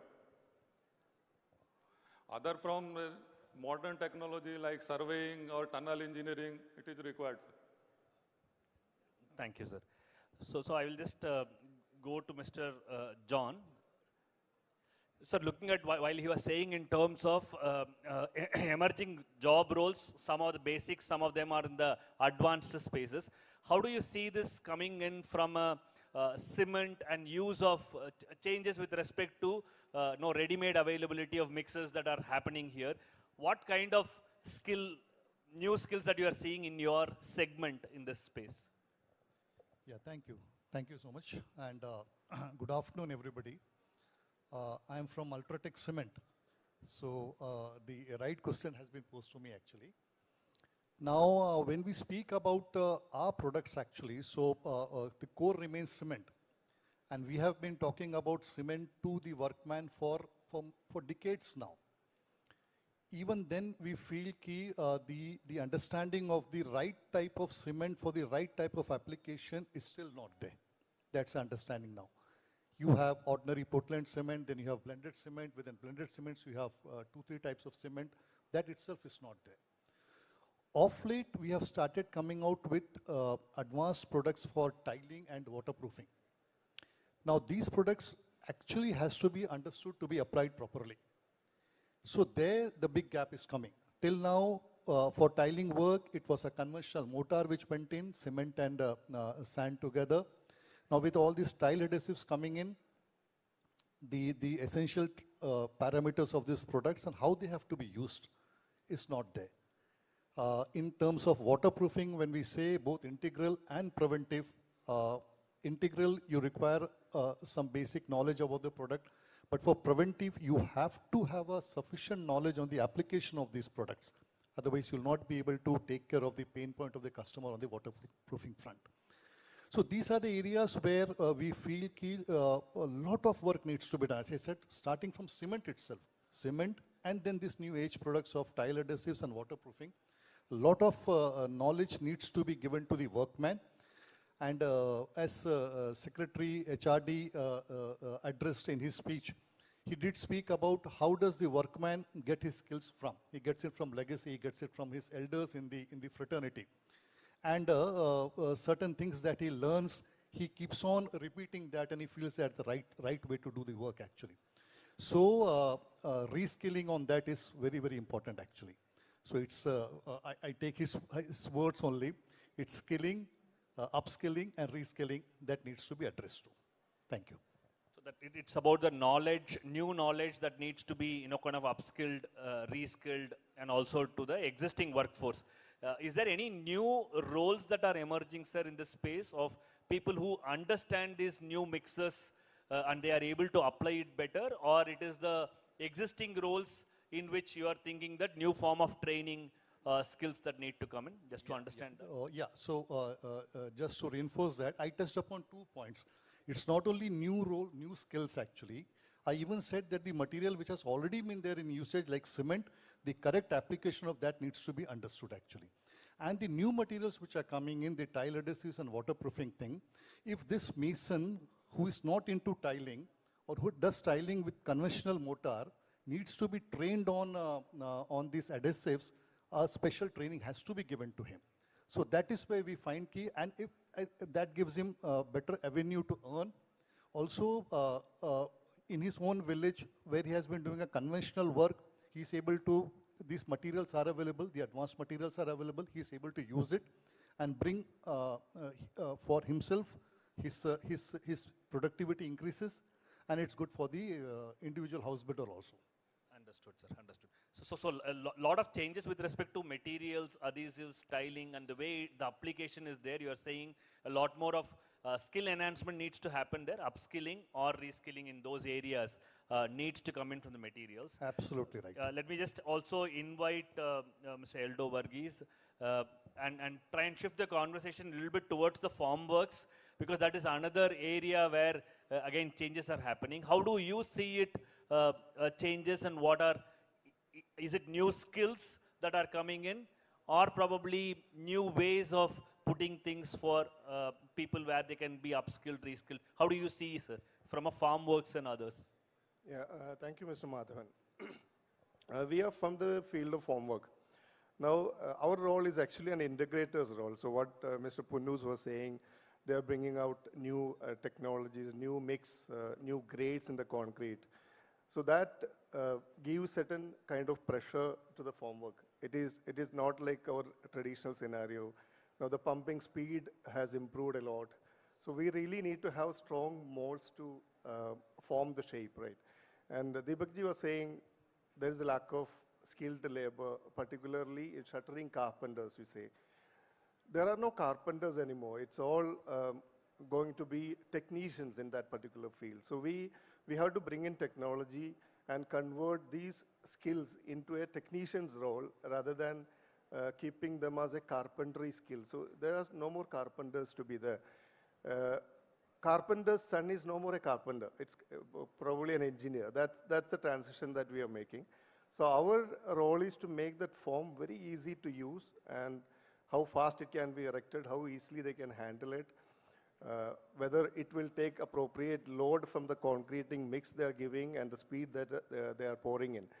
So both the upskilling is required, definitely upskilling is required, and we really need to create a certain change in the role itself. That's what I feel. So it is more new roles because you are saying that one, material changes, technology changes, and the way they are applying is changing. So the old way of nomenclature of calling a carpenter might still not be there. It is becoming more technician roles, the usage roles that is happening in the formworks, and very closely tied with how others are working because it's more an integrator role in terms of looking at it. Exactly. So let me also, kind of call my other panelist, Dr. Satish. Sir, how do you see this space evolving? Because you have, whether it's a building information management or the systems that are evolving where integrated things are coming into place.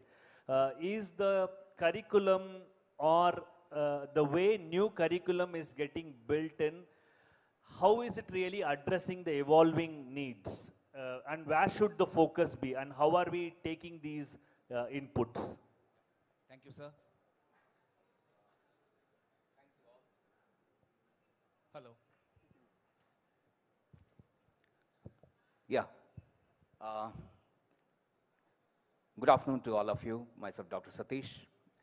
I'll be talking about the skilling which is required as far as the engineers and the workforce is concerned. What is the new technology that we are going to talk about? I fully agree with my fellow panel members, respected panel members over here, who talked about the materials, who talked about the construction technology, you talked about the formworks, etc., and all.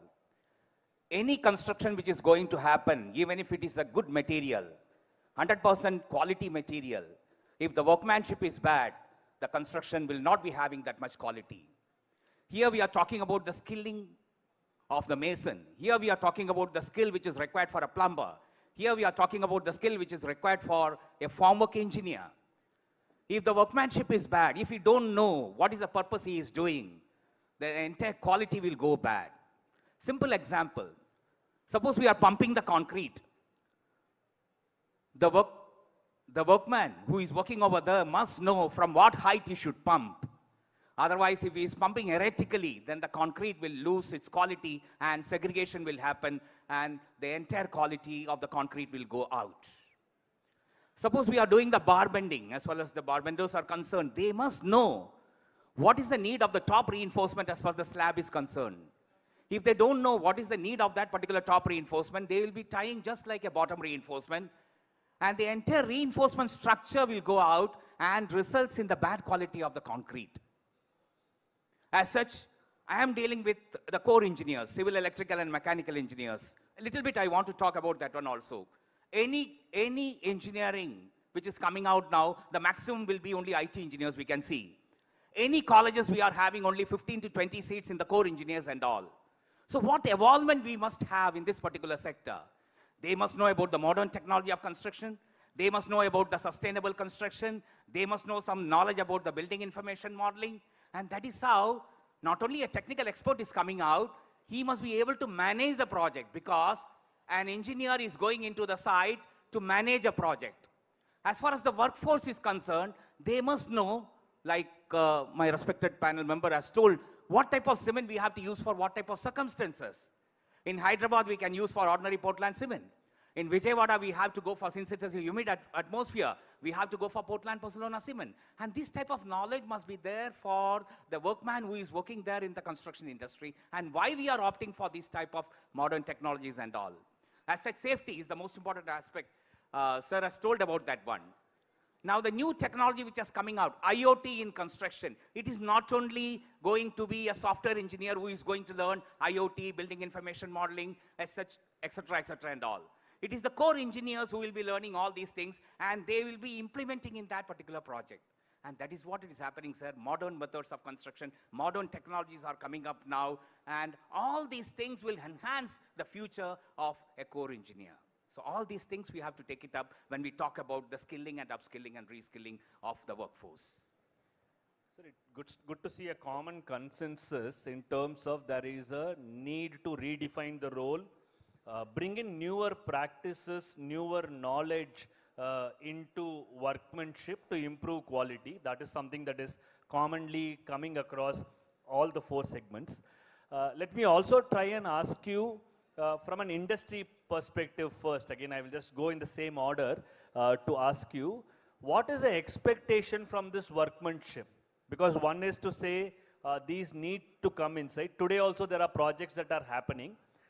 In two places, the expectations are set. One when they are not kind of formally getting trained in an academy. Second, when they are formally working in a project.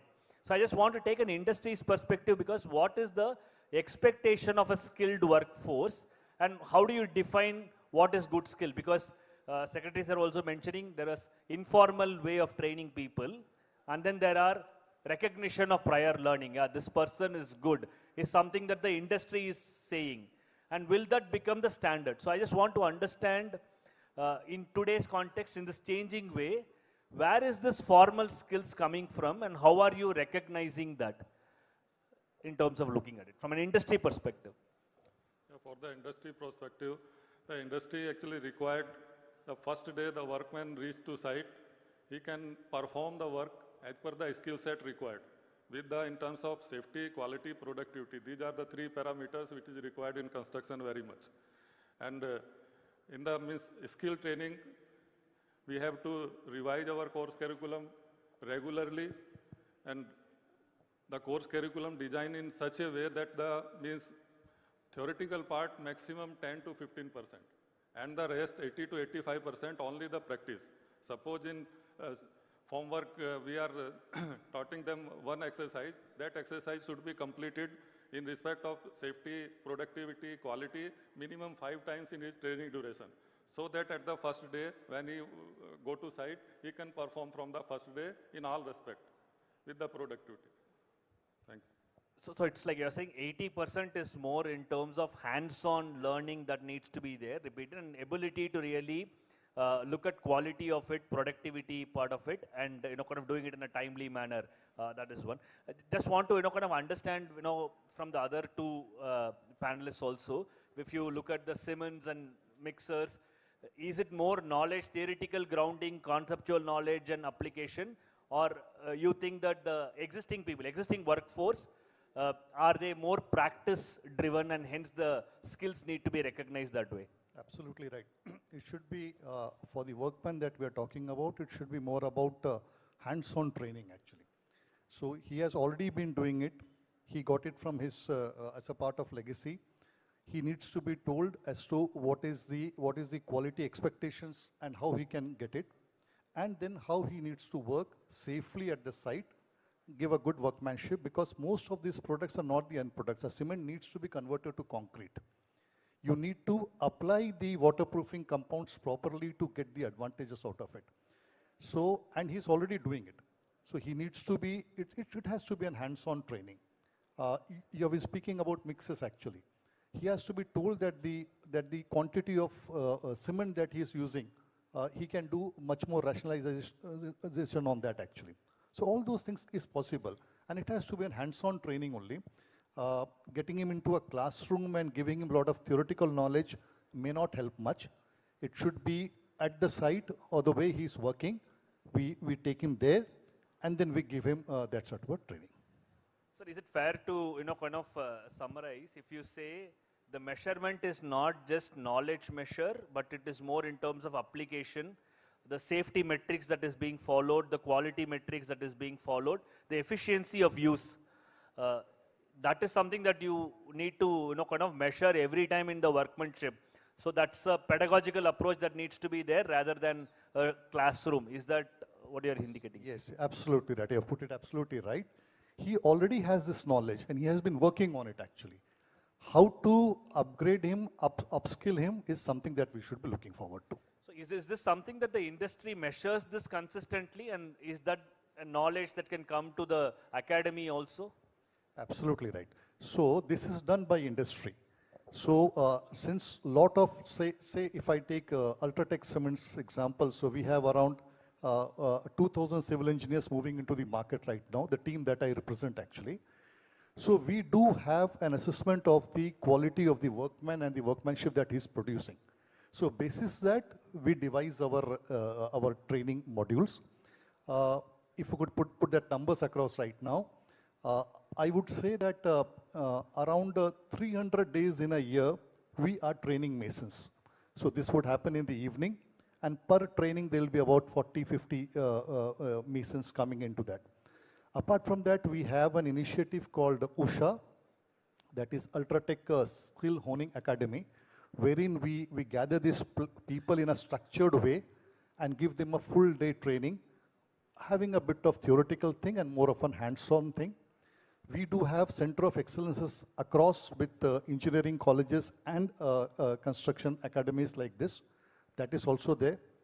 There are a whole lot of mobile vans that are moving into the market who actually train this workman at this site. So these are the initiatives that we take.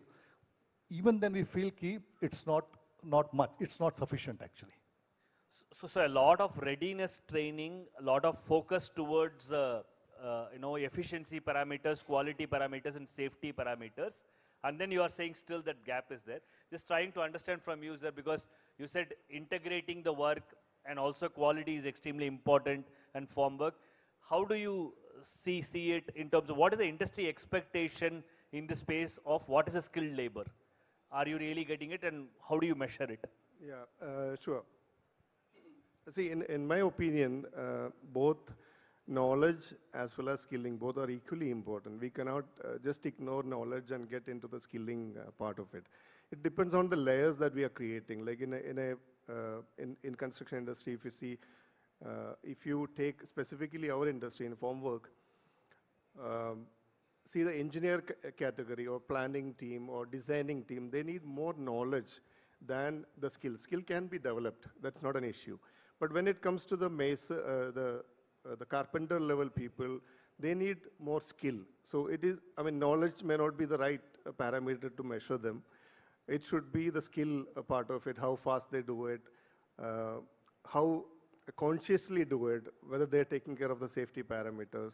Those things can be measured if you're taking a labor or the technician part of it. But when you are like measuring an engineer, primarily it is, we can say predominantly we can measure it based on the knowledge they have. And knowledge transfer is equally important to the skilling.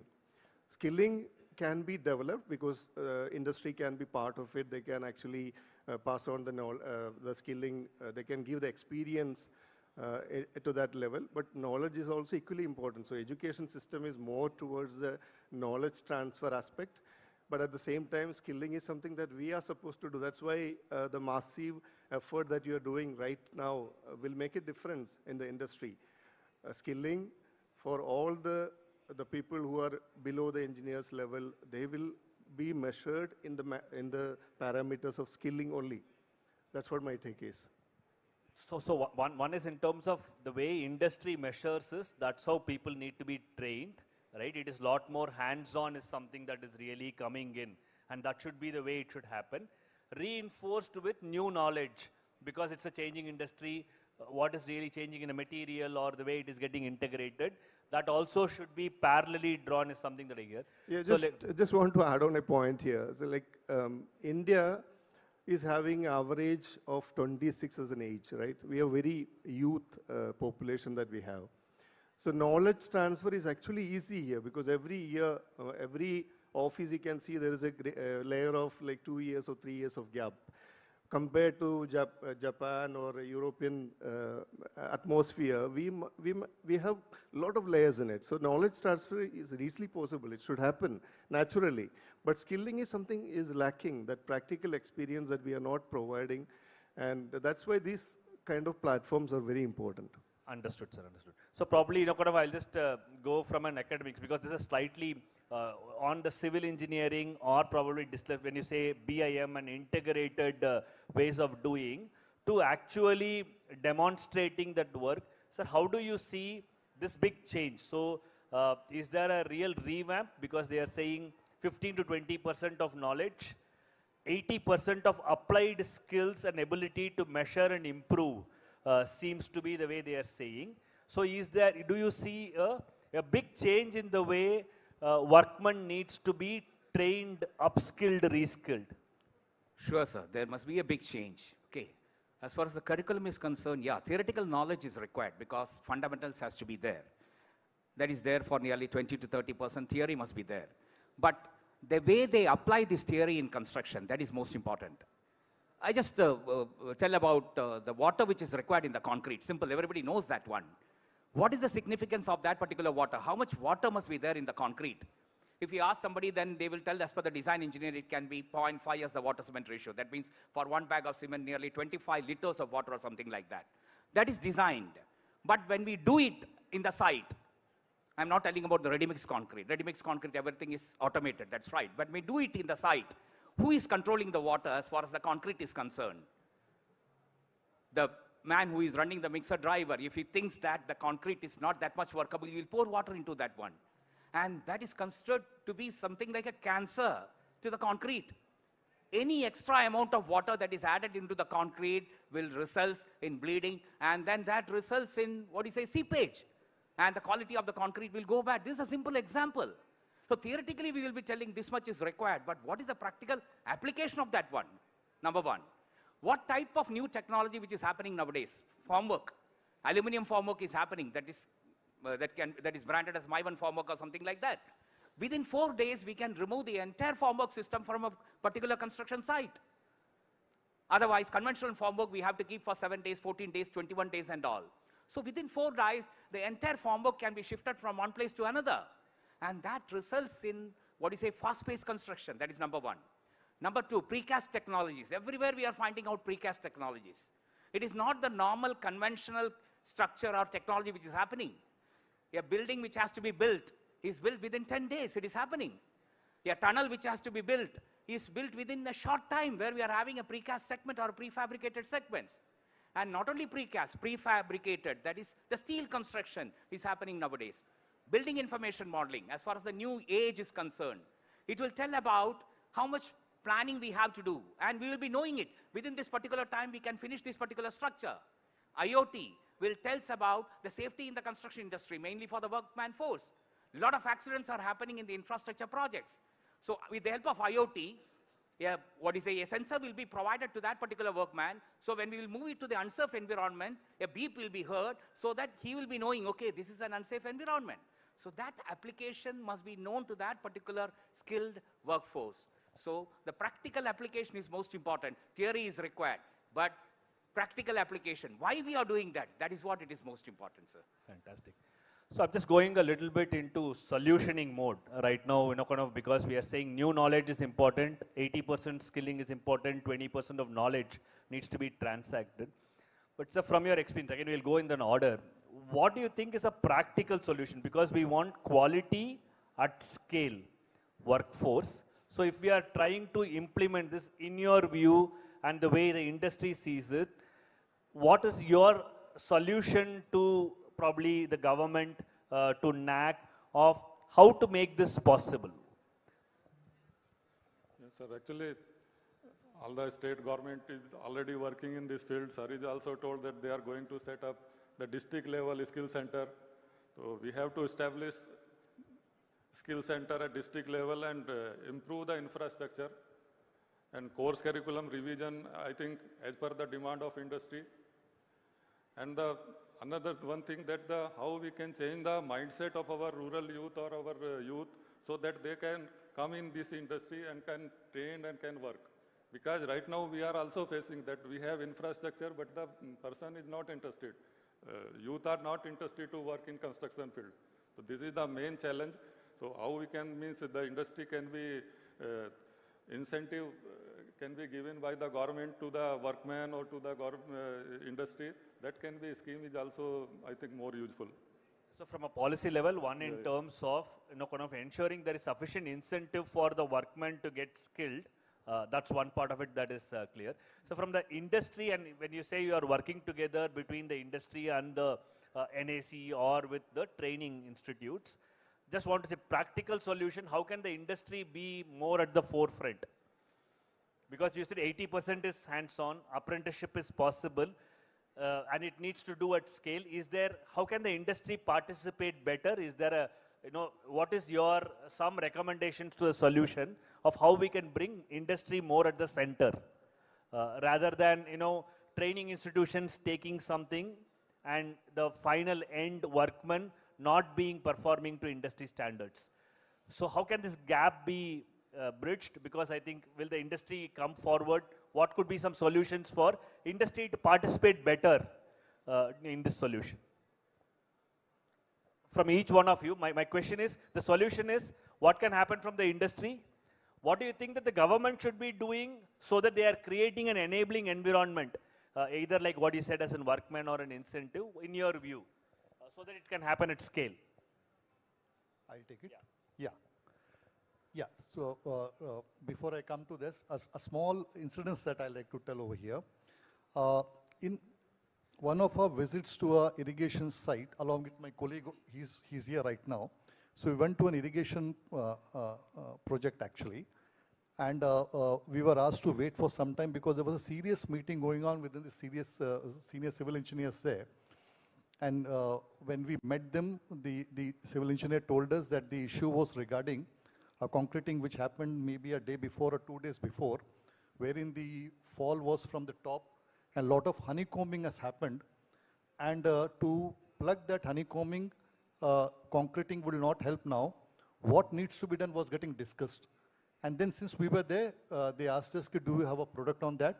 We told them we do have a product on that, and that was brought into that irrigation project, and that got done over there. Now this is where. So this type of knowledge transfer actually, wherein these products are there which can take care of the pain points of an engineer, needs to be given to an engineer as a knowledge, and the application part needs to be given to the workman. So industry feels it very, very strongly. Most of the products that we are bringing in right now would require this type of a knowledge transfer. So as a representative from a private sector, we do feel that we have a major role to play in this in collaboration with the government. So if at all an initiative like this happens, this is only going to help the construction fraternity in totality.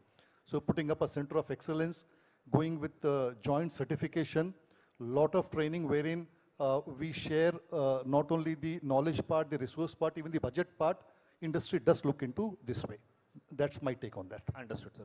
So more participation in all parts of the area, not just the knowledge, but ability to transact that knowledge also is something that the industry is willing to do.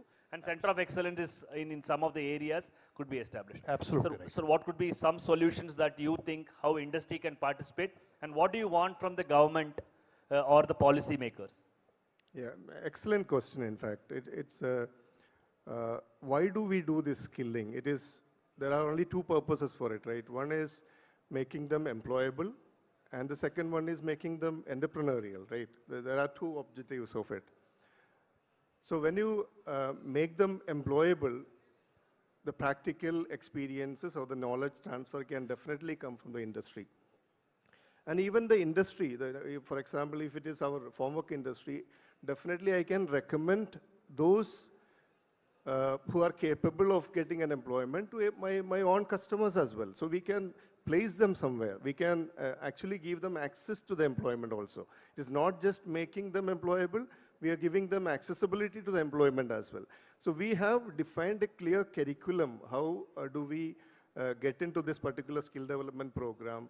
And what layer, say if it is a formwork engineer, how do we, what are the areas we need to cover? If it is like a normal technician, which I mentioned, instead of calling them as a labor or worker, I would like to call them as a technician. So technician level, what sort of curriculum we need to cover it? Can it be like a weekly course or maybe a 3 months course, or can we extend it to a 6 months scenario? And based on their capabilities, based on their grading, can we do a joint certification? And with that recognition, can they approach somebody? Or can I take, on behalf of them, can I get into some companies and ask for the job for them? That's what industry has to do. It has to be initiated. We are not very late. We have to just do it now. Otherwise, none of the youth will come forward for this kind of jobs, I can say. Understood, sir. Understood. So somewhere down the line, what Secretary was also mentioning in terms of naipunyam or unpacking, ability for the industry to lot more participate, ensure that information is reaching, enabling for either a livelihood or probably kind of employment scenarios. Industry should be a major participator. in those things, contributor, I should not say participating, contributor in that. Professor, if I just ask you in terms of, because somewhere the training institutions have been doing certain kind of pedagogical things. So if, what could be the solution to do this quality at scale?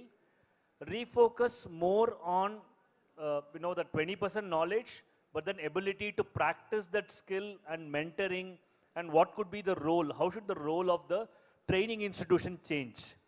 Because if we go with the erstwhile mindset, I will teach you all, the model is not going to work. So how should it change? And what is the solution that you see in applied industries like construction? Yes, sir. Yeah, applied industry in construction. Yes, training is most important, sir, as far as the technician is concerned. Training should be made in such a way that it should be designed in such a way that some classroom coaching can be there, but the application of that particular thing in construction, that has to be taught, that has to be deliberated in detail. So a technician will be knowing why this is required. That is most important one. I just told you some of the examples of that one. Even the training for nearly 1 month or 3 months, whatever it may be, a certificate which is given to them, they must be tested actually. It should not be like somebody coming, technician coming and attending a training workshop for 1 month and going out with a certificate or something like that. They must be tested, and they must be tested vigorously in the industry to see that what knowledge they learned from that particular training. And whenever they got some, joint certificates like this, and they must be given incentives also. Like sir has clearly mentioned that technicians are not coming forward for construction industry. That is right. And everybody knows that infrastructure is only growing up, and a lot of skill is required as far as the infrastructure is concerned. A lot of workforce is required as far as infrastructure is concerned. And we need quality technician, quality engineers and all.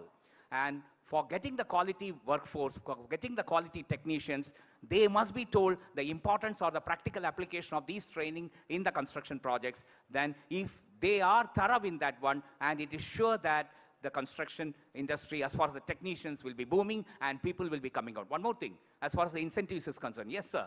A civil engineer who is coming out from a particular college with a BTech degree or something like that, nobody wants to go into the construction job.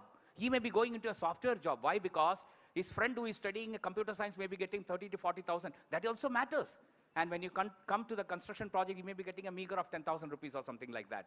And that is how parents, they may not be sending them. So a civil engineer or a core engineer who is coming out, or a technician who is coming out, must know what are the latest developments which are happening as far as the construction project is concerned. And if he is able to manage that with 1 or 2 work experience, my esteemed fellow panelists will tell that what enhancement as far as the revenue they are going to earn in 2-3 years. Expertise, that is most important. Got it. Got it. So somewhere, Professor, one question that keeps coming is, who is going to train this workman? Because I was just trying to understand, some part of the knowledge is coming from the faculty. Is the trainer going to be a practitioner from the industry? Is the trainer going to be a faculty who gets trained by the industry to train the learner? So in this kind of an industry, it's not pure knowledge. There seems to be an application of the knowledge in that context. So how do you think that the faculty needs to orient themselves for this workman? Is that a solution or is that a challenge? As far as the in-house faculty is concerned, who is purely into academics, it will be a challenge, sir. What I mean to say that an industry expert must be there to train. I told you, theory, yes, a faculty can teach the theory. But if he is trained, or if he has worked somewhere and come over there as a faculty or something like that, then he will be able to train efficiently. So a faculty who is in the core branch must have some industrial experience also, and that will give a better input as far as the training is concerned.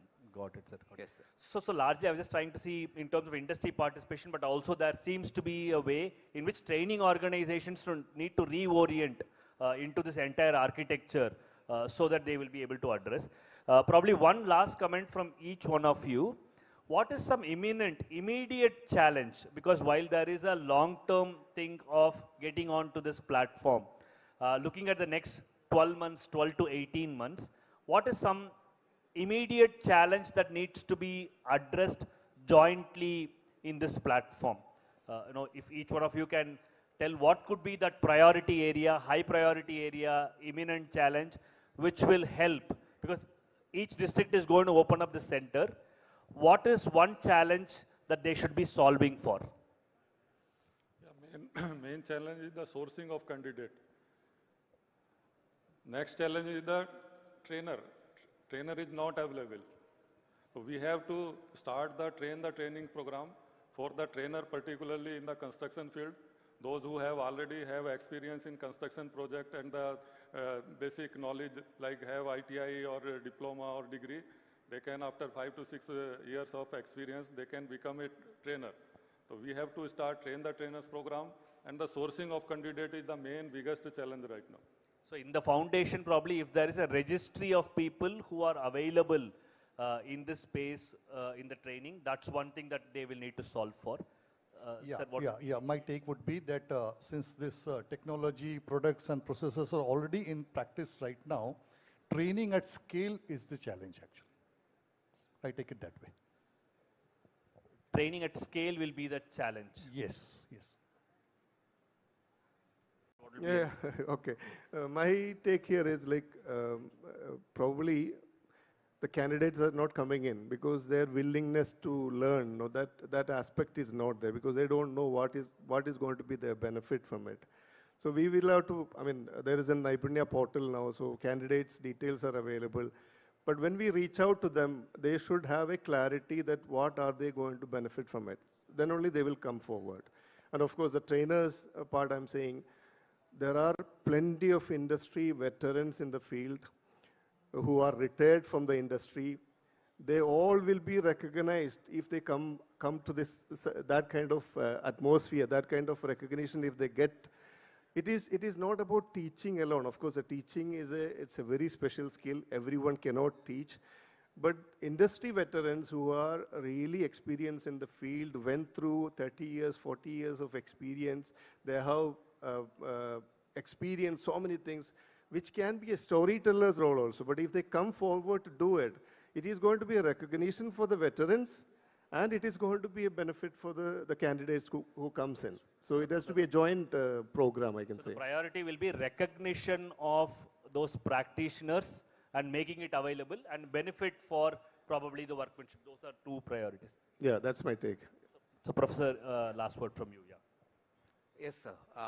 Industry practitioners who have worked n number of years, they are having quantum of work experience. They must be called and they must be honored, and they must come forward to train the skilled labor, that is most important, or skilled technician. And the technician also must be given incentive so that when they come forward, they must know that, okay, if I do this particular type of training, I will be getting the incentive, so the interest will come forward. So training, skill with the help of industry practitioners. That can be the conclusion, sir.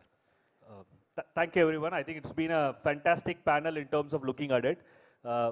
Disruptive innovation happening in this space, but it is very heartening to hear that the industry is coming forward, collaboratively work with the government to make the impact happen. So thank you, everyone. I think we have a good learning from this. Thanks for the industry panelists for sharing their experience. Thank you, sir. Thank you, sir. Thank you. Thank you. Thank you, everyone. Thank you, sirs. Thank you so much for the wonderful panel session. Now I request the Commissioner of Skill Development and Training, Sri G. Ganesh Kumar IAS, sir, to kindly felicitate the panelists. Pehle to Deepak Sharma, sir.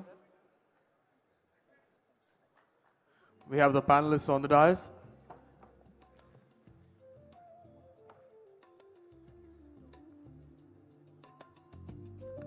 And Punos John Gar. Deepak Sharma Gar. That is Punos John, sir. And Aldo Varghese Gar.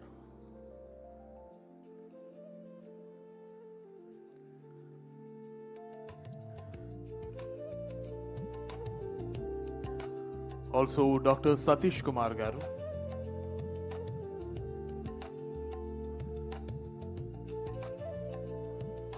And the chair and moderator, Mr. Madhavan Garu.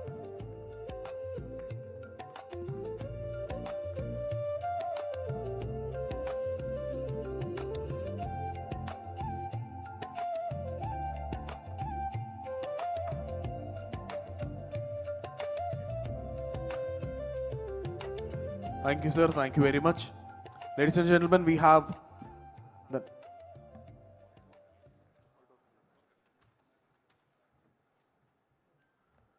we have the next session on design and architecture, evolving architectural practice, skills for design, delivery, and sustainability. This is Hall 1. Next session on the theme design and architecture. I now invite panelist Soma Jagadish Sai Garu, Dr. YSR Architecture and Fine Arts University, to please come forward. A civil engineering academic with enterprise in construction planning, concrete technology, surveying and structural design, brings experience across teaching, research, publications and technology authorship. His academic work is complemented by professional engagement and sustainable materials of planning and applications. Here we have Soma Jagadish Sai Garu, the panelist. And also, Executive Vice President NAREDCO, Kiran Kumar Pachuri Garu. He is a seasoned professional with extensive experience across education consultancy, infrastructure development, and real estate. Currently serves as Executive Vice President of NAREDCO Andhra Pradesh, representing a large network of industry stakeholders. Right. And now I invite Assistant Professor SRM University, Dr. Ravi Teja Garu. He's a panelist. He is an accomplished academic and researcher specializing in geometrical and geo-environmental engineering. His enterprise spans landfill engineering, reliability-based design, and sustainable waste management technologies. And now we also have another academician, Professor of Architecture, SPA Vijayawada, Dr. Sadhu Venkatakrishna Kumar Garu. He is an architect and house planner with over 27 years of academic and professional experience. His enterprise includes architecture, housing, settlement planning, and real estate advisory. He has contributed to curriculum development, feasibility studies, PPP project documentation, and research on vernacular housing and human settlements. I also invite the Director, E&S KPMG, Mr. Rajarshi Dasgupta. He acts as the moderator for today's session.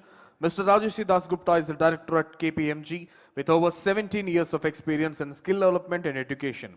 He has led large-scale initiatives across 15 plus states, including the Andhra Pradesh Skill Census and Maharashtra Skill Policy, bringing deep enterprise in workforce planning, financial modeling, and institutional frameworks. Ladies and gentlemen, this is the panel 2, themed Design and Architecture, Evolving Architectural Practice, Skills for Design, Delivery, and Sustainability.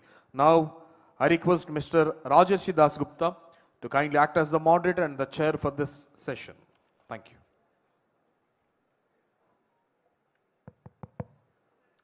Thank you so much. Very good afternoon to all the esteemed panelists. It's truly an honor for me to moderate a session full of such eminent panelists. So without any further delay, I would probably just, jump right into the topic being design and architecture, right? So we'll probably look at it from a skills and from an architectural point of view, that how the skill sets and the competencies in design and architecture has been kind of shaping over the course of years.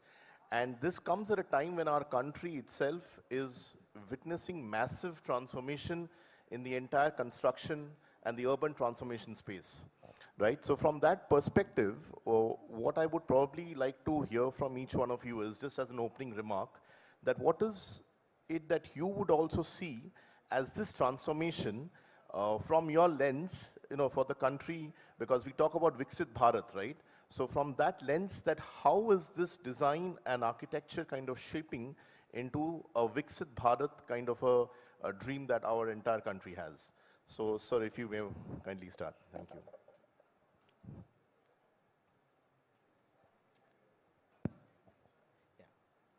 Good morning to all the dignitaries and all the panelists and remaining eminent persons.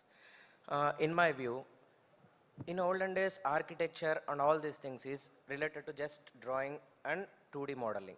But nowadays, architecture is no more like a theoretical part. It should be like from pre-construction stage to post-construction stage, what are the tasks will be there, and coordinating each tasks one by one, and workflow. Everything should be in sequential manner. So by coordinating all these things, every aspect, then it will be like a, means it will build a modern era in very beautiful way. So that is the thing. Architecture is no more a theoretical oriented. It should be like a practical oriented one. Right, so thank you so much. I think what point you're very correctly emphasizing is the entire traditional architecture is changing, is evolving with time and pace. So that's a very well made point, sir. That's something that I would take note of. Sir, if you can kindly share your views. Yeah. Good afternoon, everybody. Myself, Kiran Parchuri. I am the developer actually. As a developer, my firm name is Square Infra.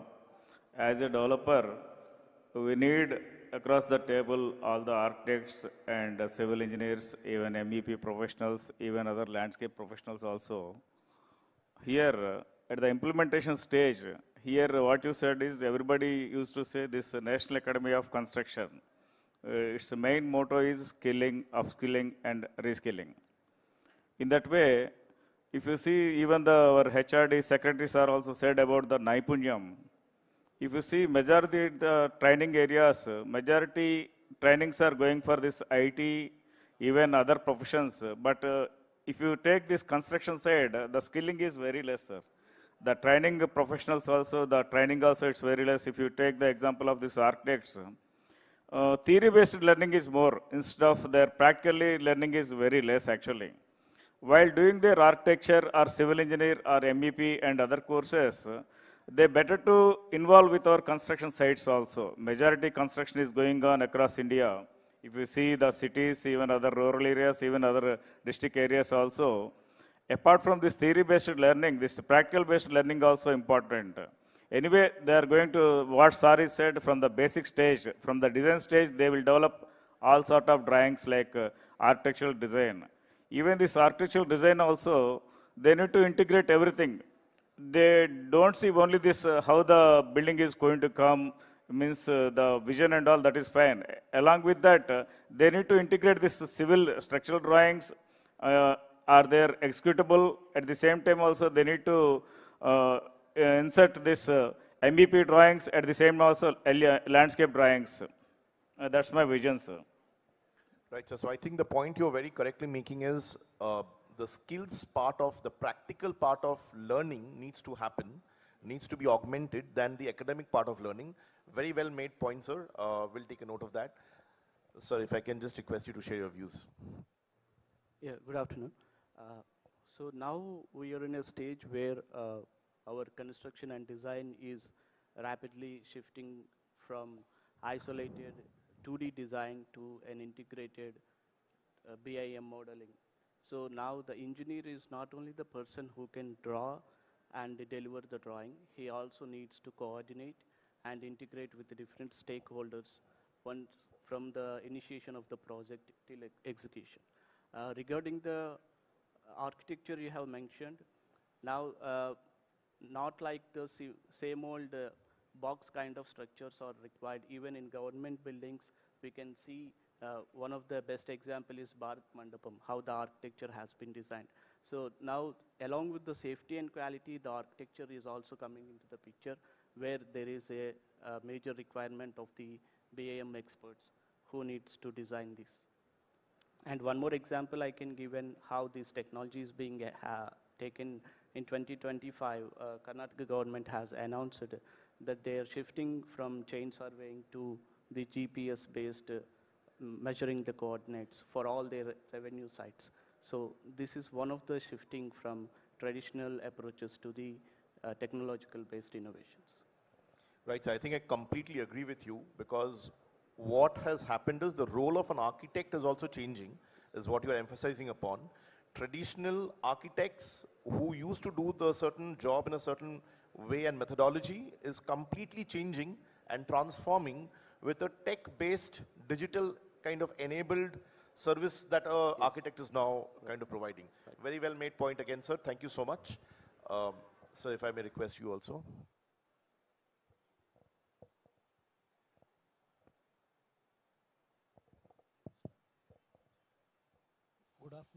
Good afternoon all. Myself, Krishna Kumar, and it's a beautiful panel with diverse persons and diverse ideas. As an opening remark, I would like to say that it is very popular and very convenient to say that industry and classroom should be aligned and there should be a very healthy interface. But when it comes to reality, especially representing architecture institutions, there are about 420 institutions in India as per the records of Council of Architecture. Out of these, there are at least 100 different schools of thought. 420 schools and 100 different schools of thought. All the schools of thought are rich enough, while the reality is architecture used to be lauded as a mother of all arts. That has been a traditional and ever-living eternal statement. From that, the departure is towards calling architecture is a building science. That means we are trying to move from something which is emotional to something which is measurable and provable. So this shift, many institutions are probably not in line or yet to fall in line with this transformation from being mother of all arts to accepting architecture as a building science which is measurable. Thank you. Thank you, sir. That's an excellent point you've made, and quite a thought-provoking also, if I may say this, that architecture is transforming from mother of arts to science.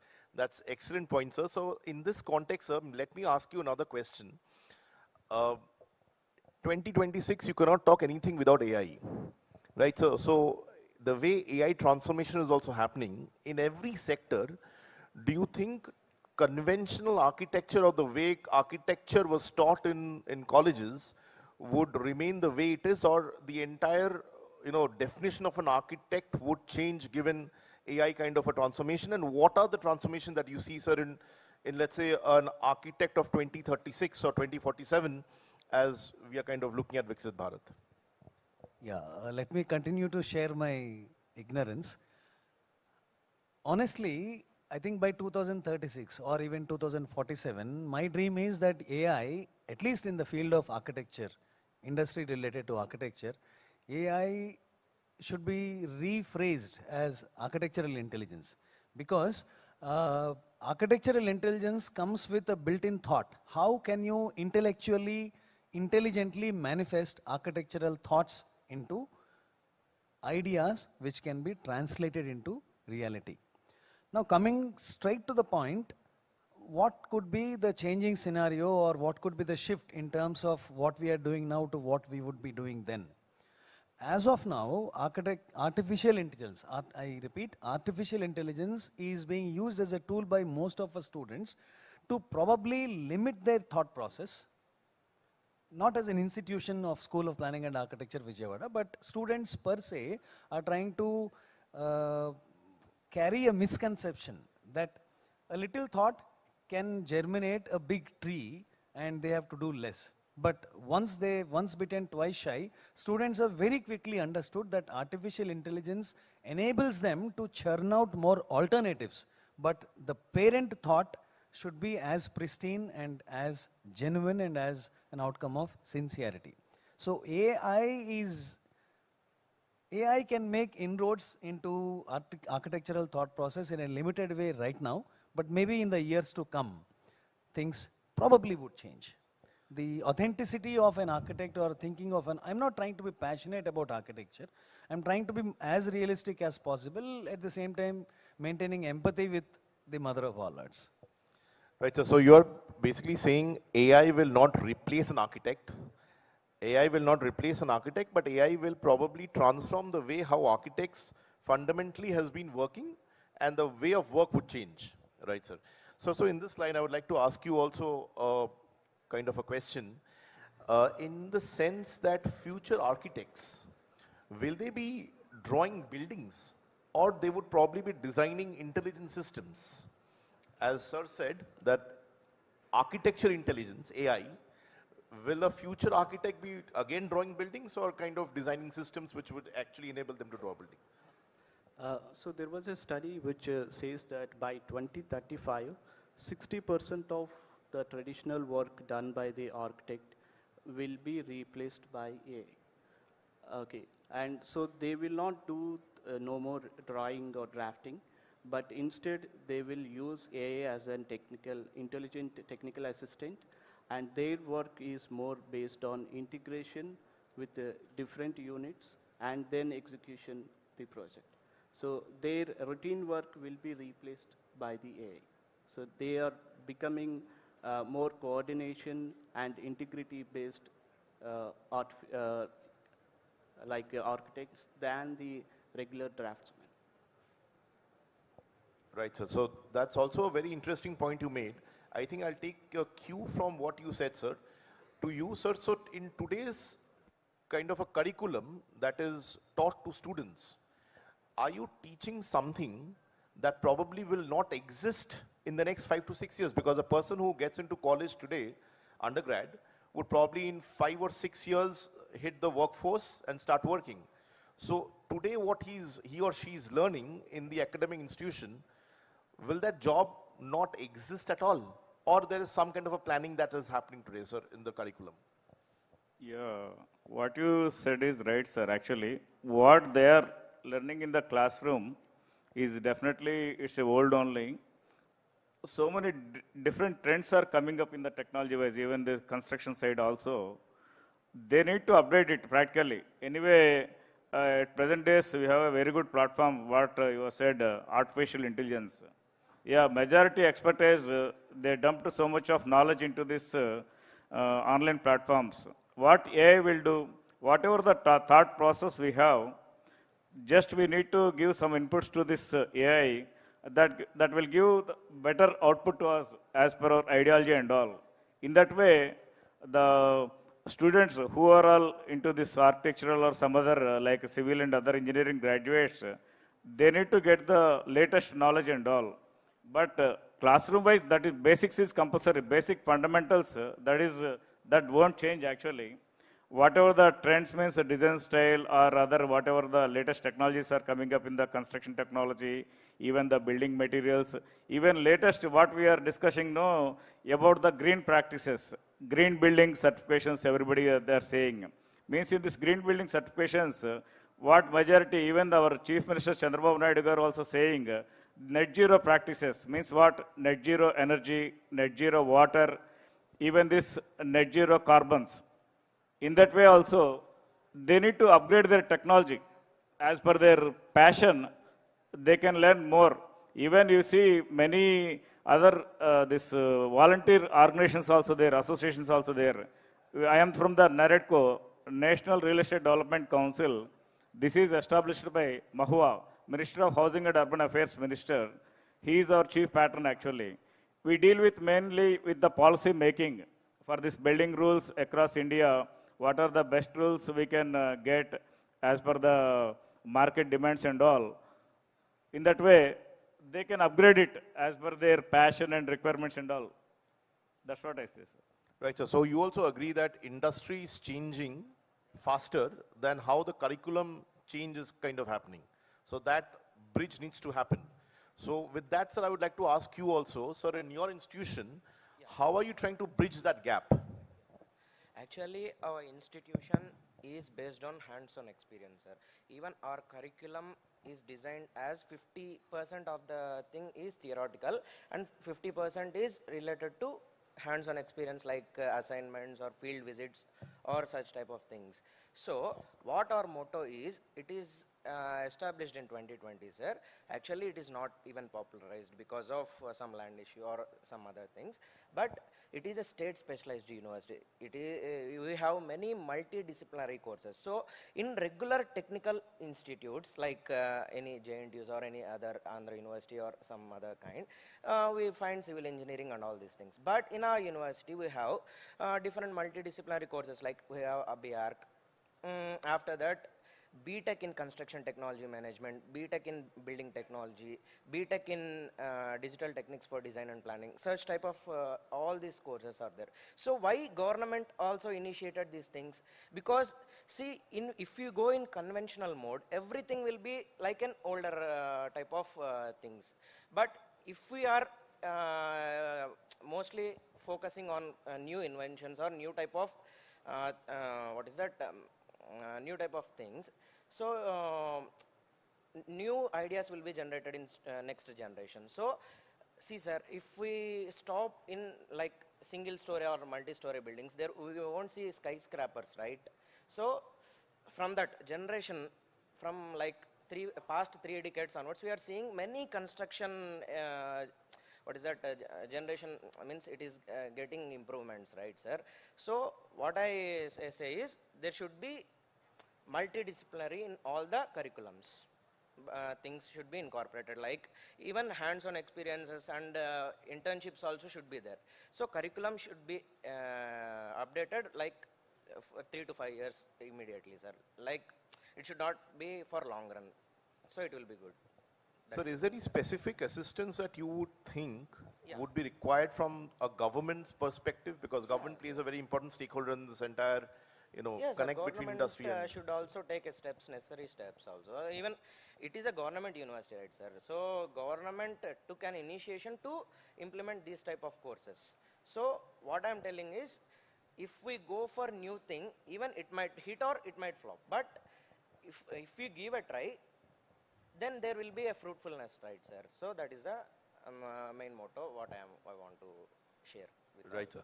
Thank you so much for that point, sir. So I'll come to you now with some data points. Like you also mentioned some data, sir. So it is said that 65% of our country's population is below the age of 35, right? And it says that the construction sector contributes to about 9% of the country's GDP. Right, so being such an important sector and also contributing to workforce, it is definitely one of the topmost contributors of workforce and employment for our country. At the same time, staying with AI and trends, the trend analysis has been that in other sectors it has been seen that AI replacement of jobs are mostly happening at entry levels. Right, so the seniors in the industry have seen that with AI, they can probably do away with a lot of entry-level jobs. Is that what you also see, sir, in this construction sector or architect kind of a skill set? Yeah, thanks for this question, sir. I can very well relate to this. AI can replace architects or AI cannot replace architects. Probably cannot fetch a direct answer. But what I truly believe is AI can moderate the quantity of man hours to be put, whether it is entry level or senior professionals level. The time that is spent in visualizing or doing lot of iterations of design alternatives can be reduced. That way a person can do more number of work or can achieve work-life balance better. The office time the time that he spends in profession till 8, 9, 10 or endless hours can probably contribute to more emphasis towards family and quality life. That on the empathy side. But in terms of GDP or the contribution, I humbly would like to add that this 9% is taking real estate as well as construction or architecture into picture. Now, if that has to be understood, I would also like to put forward 6 different schools of thought which the academia is looking at. I think I have time. I have 1 more minute of time. We, in the recent, a brainstorming session within our institution, we have identified that the proposed curricula or new curricula in architectural education can be across 6 streams. And they are technology driven, number 1. 2, construction technology driven. 3, entrepreneurship driven. 4, climate driven. 5, emotion driven. 6 are embedded within this 5. But since science is ever evolving, the institutes or academic institutions probably will fall flat if we try to win the race. Any academic institutions, fundamentally academic institution or research and academic institutions' role is not only to make students industry ready. It will be a myth to think that institutions can make people industry ready. No. Institutions can make students or its graduates as enabled learners. They can adapt and others can adopt them easily, and they can adapt to changing circumstances, because by the time they graduate, since science is ever evolving, the speed at which science is evolving or technology is evolving, and the speed at which institutions can frequently change the curricula, revise the curricula cannot be equated. So as School of Planning and Architecture Vijayawada, which I represent, and also academia in particular, I think the job of institutions should not be a rat race of creating industry-ready students. We would probably lose out on the ethos and the thought process, so we can only make them learning enabled, so that they are into the habit of lifelong learning. They can learn anything at an easier pace, because everything can't be learned within 4 or 5 years. It should be on the field, the drastic life. Very interesting point, sir, that you have made. Not industry ready, but learning enabled. So I'll keep that in mind. So moving on a bit. So another buzzword that has been, doing a lot of rounds is sustainability, and that's also there as a part of our topic. So sustainability also, if you look at it from a past 5 to 7 year kind of a time frame, sustainability was a very niche kind of a topic or a competency, but now it has become rather a need of the hour, right? You cannot do without being sustainable from a ESG perspective, from a climate perspective, whatever perspective that one may think of. So do you think, according to you, the design and architecture kind of a sector, subsector that you may call, is also moving in that direction of ensuring that sustainability becomes need of the hour kind of a competency, or you think there's still some time to kind of catch up? It is the need of the hour, because we, like some certifications, as you see, some buildings are showing certification that this is a green building and sustainably constructed and certified by IGBC or LEEDs with the daylight saving or rainwater harvesting. So sustainability metrics are the need of the hours. At least government has to mandate this sustainability certification, at least for major projects, to get IGBC or LEEDs certification, so that we will go in the sustainable way. Unless there is no imposition or measures taken by the government towards sustainability, it will not be implemented in an active case in all the construction. So there should be measures taken by the government and private sector to implement sustainability, and for projects crossing some budget, this sustainability certification should be mandated. Right, so you're saying that there is step in the right direction, but probably more and more impetus needs to be given from a sustainability point of view for it to happen in that way. So what are your thoughts about it? Like, from a change of curriculum perspective, do you think that sustainability kind of related areas are already being embedded into today's day and age of curriculum, or probably that is still not done in the way and manner how the industry has been shaping, sir? Yeah, what you said is right, sir. This sustainability is most important. Even the government policy also strictly implementing for us. What are the procedures we are taking for this, even STP, like what sir said, water harvesting mechanisms and sewerage treatment plants. At the same time, this energy efficiency measures, and also in the construction, main part is this building materials. Building materials also should be, the zero carbon emission is important for that also. Why means the healthy lifestyle also important for the families who are there living in the our buildings or villas and other building products actually. So this sustainability wise and also long standing, mean to what everybody is saying, no, recycle and reuse, that is also main important. Here we need to secure our nature also. Nature in the sense, energy is most important. At the same time, water resources are very less for us. We need to reduce the usage of water. Means what are the plumbing side, if you say take this plumbing, CP sanitary means what are the water saving measures we are taking in that way. At the same time also, what are the electrical products we are using for saving the energy. At the same time, this water treatment mechanisms also and sewerage treatment plants also. These are all the measures already we are taking as per the government. At the same time, we can go for this building certifications also. Actually, that the government has given as an optional subject. We want means we can go for, if you take this IGBC, Indian Green Building Certification. if you take this, the Amravati is the very good example for us. The new capital city, it's building from the scrap. It's a design city actually. The design city itself, it's a platinum certified blue, green, livable and sustainable city. In that way, what they are giving, every amenities, means it's a what we can say now in the work environment, plug and play environment. Like way, even Amaravati also it's coming like plug and play environment only, ready to for building. Means every facility they are giving from the base ground level itself. Water facilities they are giving, electricity facilities they are giving, like way road facility they are giving, even other amenities also they are providing. Nowhere it's happened in India.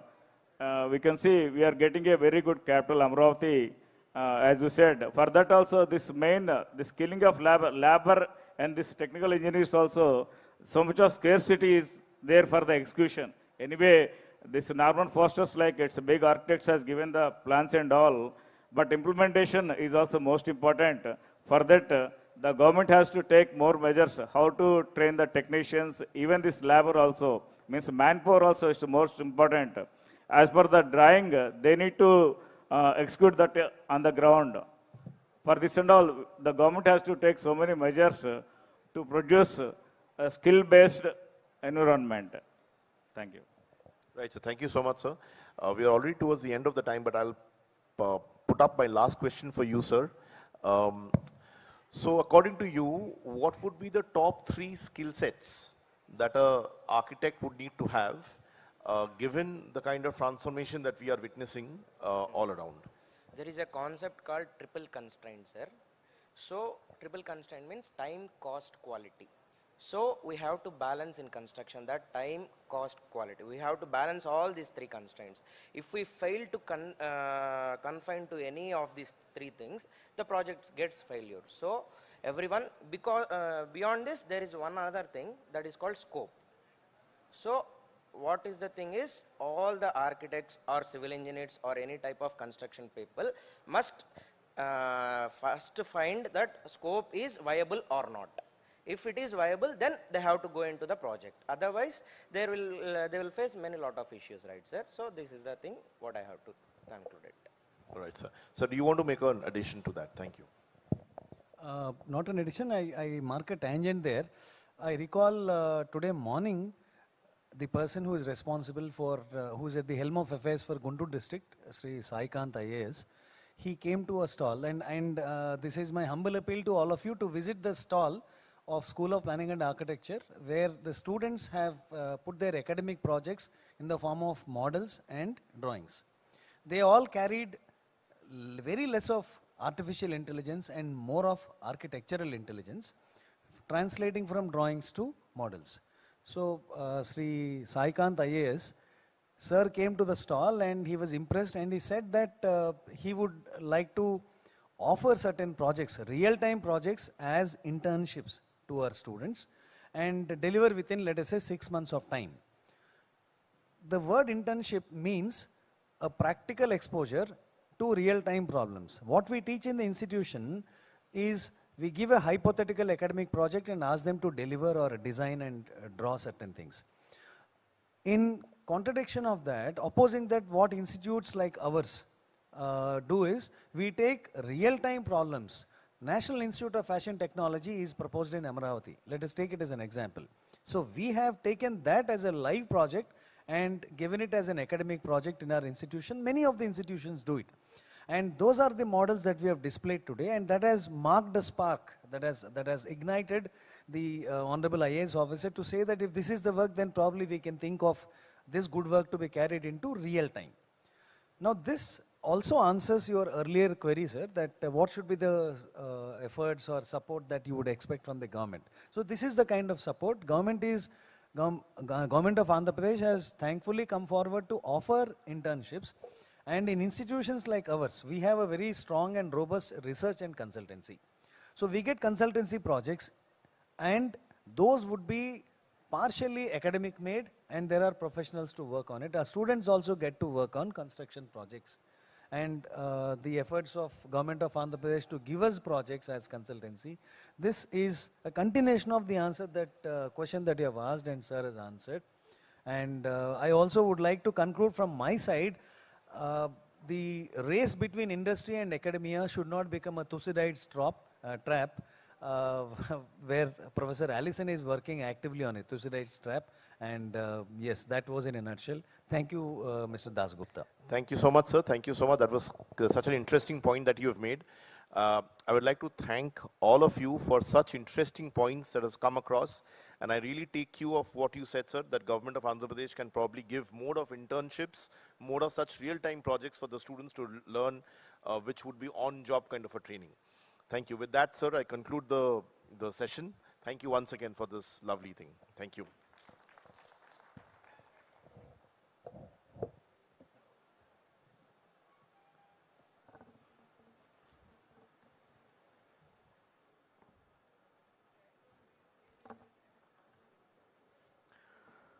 Thank you, sir. Thank you so much. That was a wonderful session on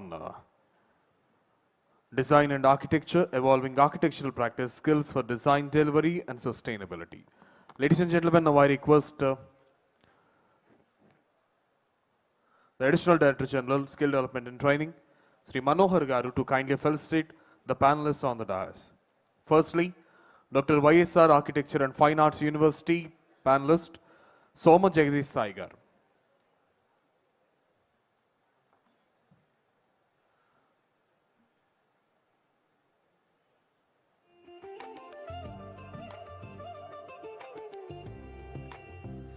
అదేవిధంగా executive vice president NAREDCO Kiran Kumar Paruchuri garu.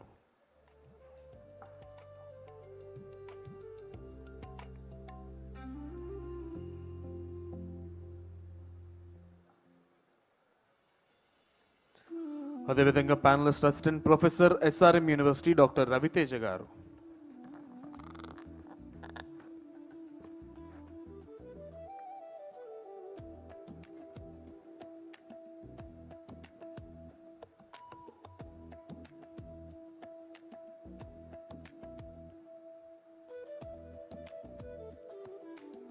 అదేవిధంగా professor of architecture SPA Vijayawada doctor Sadhu Venkata Krishna Kumar గారు.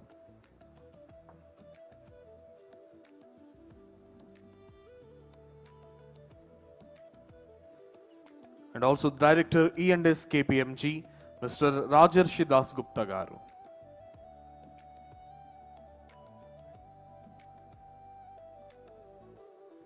Mr. Rajarshi Das Gupta garu.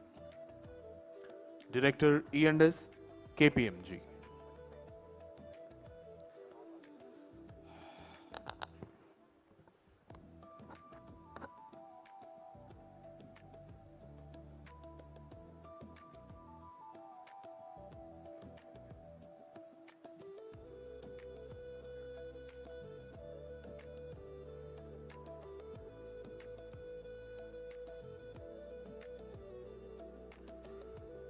Ladies and gentlemen, now I request you all to kindly proceed for the lunch.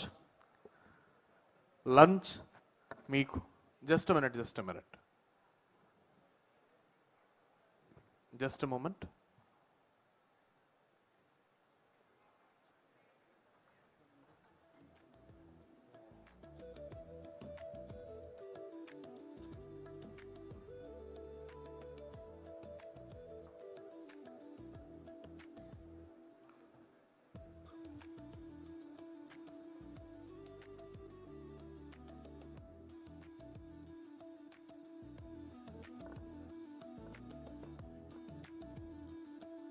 ఒక 5 minutesలో మీరు అందరూ కూడా లంచ్కి వెళ్తారు కానీ kindly spare 5 more minutes please.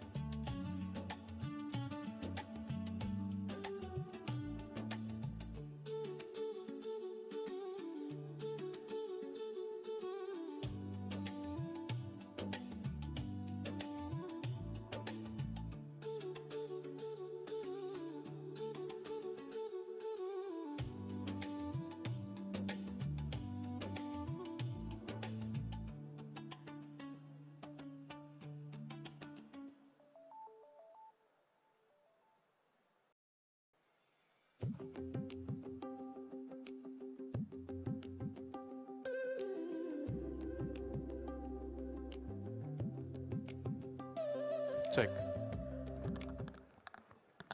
Right, గమనించాలి. I request everyone to kindly proceed for the lunch.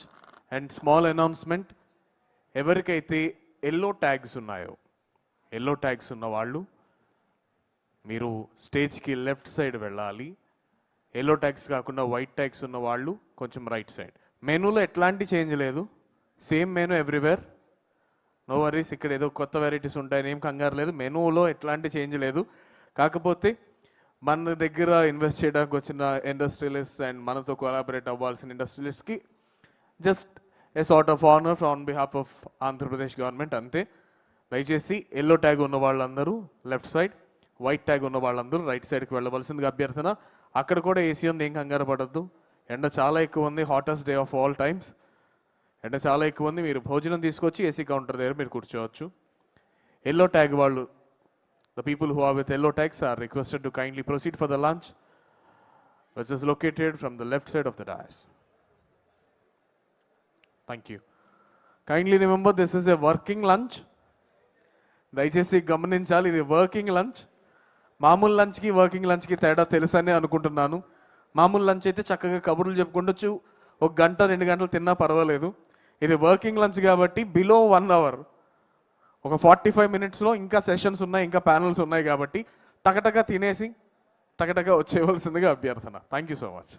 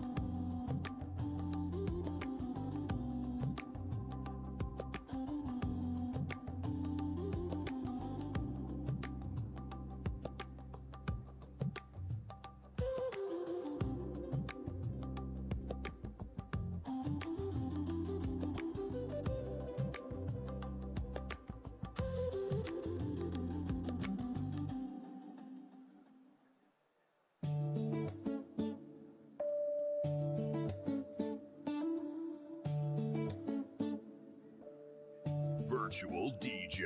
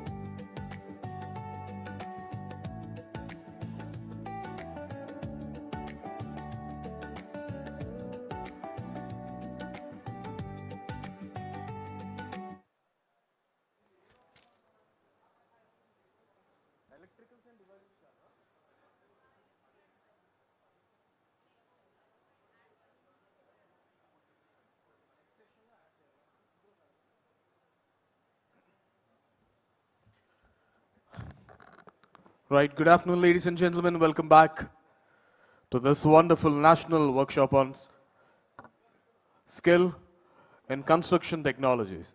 Right? Hope you all had good lunch. Chakaga bhonchesaru. Right? Post-lunch sessions are very critical sessions. So, చాలా interesting topics అన్నీ ఉన్నాయి. ఎందుకంటే చక్కగా mutton biryani తిన్న తర్వాత one good nap solves all problems అన్నట్టు. Right, so that to overcome that we have put wonderful and interesting sessions on electricals and devices, evolving electrical skills from wiring to smart devices and integrated systems. Ladies and gentlemen, now I invite the panelists onto the dais. Panelist Dr. S. Raviteja Garu, Professor, KL University. Right. He is a PhD graduate, qualified assistant professor, EEE, KL University, with over 11 years of experience, specializes in power electronics, multi-level inverters, PV or grid, ML control, EV power conversion, active in teaching plus research plus student coordination. He is none other than Professor Dr. S. Raviteja Garu. And also we have the next panelist, accountable manager and DGCA approved drone instructor, Vayu Drone Academy Private Limited. Dr. K. Ramesh Kumar Garu is the next panelist. He is a seasonal professional with over 20 years of combined academic and industrial experience. He specializes in drone pilot training, UAV systems, curriculum development, and engineering design analysis. He has also played a key role in establishing drone remote pilot technology, training organizations, and advancing UAV-based technical education. Put your hands together and welcome Dr. K. Ramesh Kumar Garu, the next panelist. And now I invite the next panelist, Sabbisetti Anant Garu, Panasonic Life Solutions Private Limited, a management professional with 15 years of experience in sales and project management across the electrical, lighting, and telecom sectors. He has worked with the leading organizations and brings strong market enterprise across Andhra and Telangana, currently associated with Panasonic Life Solutions India and the Power Project segment. We now invite panelist HOD, JNTUA College of Engineering, Dr. G.V. Nagesh Kumar Garu. Dr. G.V. Nagesh Kumar Garu is a distinguished EEE academic and researcher specializing in GIS, evolutionary computation, and facts, with strong publications awards and active engagement in consultancy, funded projects, and professional bodies. Next, I invite the moderator, the partner of E&S KPMG, Mr. Madhavan Garu. Mr. Madhavan is the partner of KPMG and Quality and Assurance Lead. With over 20 years of experience, he brings extensive enterprise in quality systems, assurance frameworks, and process excellence, offering a strong perspective on performance, compliance, and operational standards. Ladies and gentlemen, this is the next panel post-lunch session themed Electricals and Devices, Evolving Electrical Skills from Wiring to Smart Devices and Integrated System. I now extend my mic to Mr. Madhavan Garu, the chair and moderator for this panel. Thank you, sir. Thank you. Welcome everyone. After a good lunch, right, we electricals to fire it up probably, and kind of bring everyone to life, and probably some amount of electrical appliances and curriculum to talk about. So without much ado, probably I will break this segment into 2-3 parts. From the morning we have been trying to say, in each one of these segments, the first section talks about what is emerging in the field that you are working, which is something related to changes in the industry, disruptive changes that are happening in the industry, because of which you see certain kind of workmanship or a skilled manpower is required going forward. Because what was happening in the last few years will be very different from the next few years because of the technological changes. So the first section is probably discussing with the panelists about the changes part of it. The second part of it is more in terms of, we are saying, how do we as an industry try and address quality manpower at scale in terms of looking at it. So what is some challenge that is there today, and what could be some possible solution is the second question that we will deal. And then probably, kind of we can have an open conversation in terms of how can we really make things work in an immediate future, not taking 4-5 years of change, but how can we really look at what can happen in the next 12 months, because this is very pressing challenge for the industry, is something that we will look at. So we will follow this structure. I will go for an opening remarks with Dr. Raviteja. In terms of looking at electrical, a lot more in terms of, again, electricity is like an lifeline in terms of looking at it. So coming from that sector, which involves either from a domestic side of it, LV, or probably substations, power, and other, what do you see as the biggest changes in this sector, and what is probably some of the skills that are very, very required in this sector at this point in time from the industry side? Thank you, Chair, and dear participants. Very good afternoon to all. So we have seen what has been without a phone, uh, without for anyone, right? So I majorly identify like it is not like the curriculum is not sufficient or something like that. So now it is all about integration of the things and understanding multidisciplinary aspects. So the graduates or the technical certificate holders, right? So they are specialized in the basics. So they know all the basic related things. Now the industry is like a product is a multidisciplinary. Now the construction is no more 5 different verticals. So one product of the electrical needs to communicate or need to interact with all other different groups. So now the skills that are required are rather than a procedural approach, it should be an analytical approach. I say like everyone is moving one step forward. The entrepreneurs are moving from one step forward. So are the engineers, so are the supervisors, so are the foremen, so are the assistant electricians. So everyone now should think like, I will do once my superordinate say it. Rather than that, I'll analyze myself. Okay, that I think that should be the approach in the coming years. So rather than a procedural, it should be an analytical approach. Why, how the systems are interconnected, right?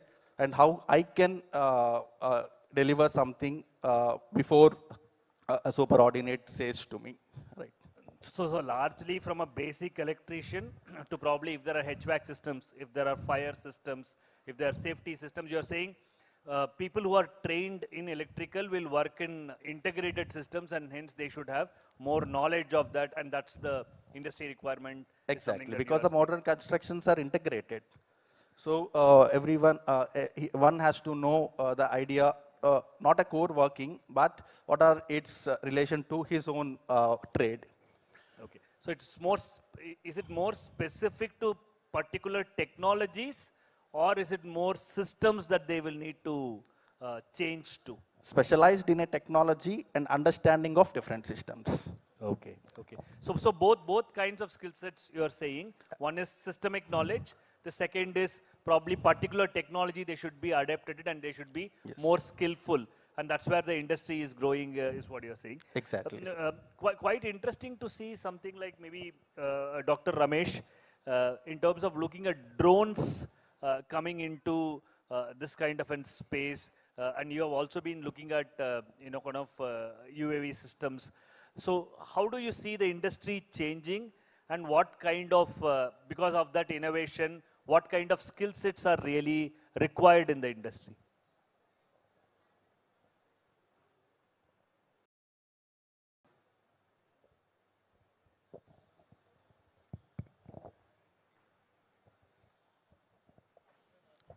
Good afternoon, everyone. Actually, as previous session also they discussed about, theoretical knowledge, like a degree knowledge. So that is the basic things provides to the students about, 20 to 30%. Last 2 sessions they discussed about the basic degree. So that is actually giving the students about 20 to 30, 40% maximum. So after that, the industry is going in different direction. So as a student, so they need to get what is the industry need.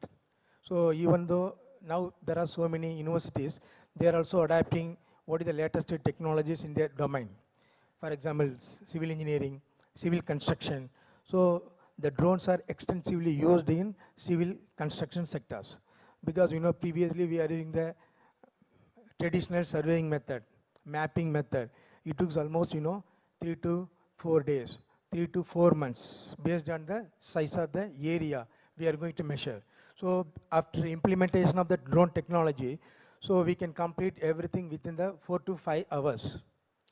So, and then effort will be reduced.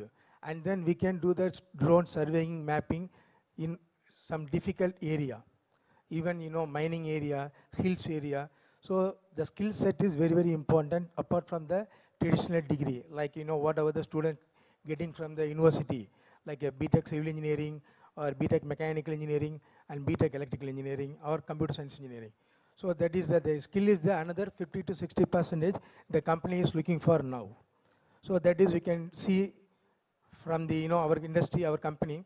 So because we are in the first session also Professor mentioned very good point about that there are very less number of students studying about the civil engineering and core engineering branches, because in our company we are not getting any qualified drone data processing engineers. There is no proper qualified civil engineers. So what we are doing, we are getting the computer science engineers to train them, and we are deploying in this type of drone data processing software that is basically on the surveying data analysis, surveying mapping development, like a digital terrain model, digital surface modeling, orthomosaic, all those things now actually civil domain become now computer science domain, because many computer science engineers, they know what there are different types of softwares are available, like AI tools. So but they don't have the proper skill of civil engineering and construction sector. So what our company is doing, we are instead of we are not getting the qualified civil engineers, so we mold the computer science engineers. So we are using in this our drone data processing domain. So that's why the company is going in different direction. But so we need to make the student ready for the industry. Interesting, interesting. So you are saying that the role itself is emerging, whether it is with drone plus data that is there, and also some amount of surveying, mapping that they are doing, they are able to use it with the tools. Non-availability of that kind of a workmanship, you are saying that the company is training. Probably, kind of this if this needs to happen at scale, the training institution should satisfy this need. But the industry is moving in a very different direction than the traditional. So solution will be probably whatever you are doing in the academy, is it possible to really do it using the simulation if it has to be done in a larger scale?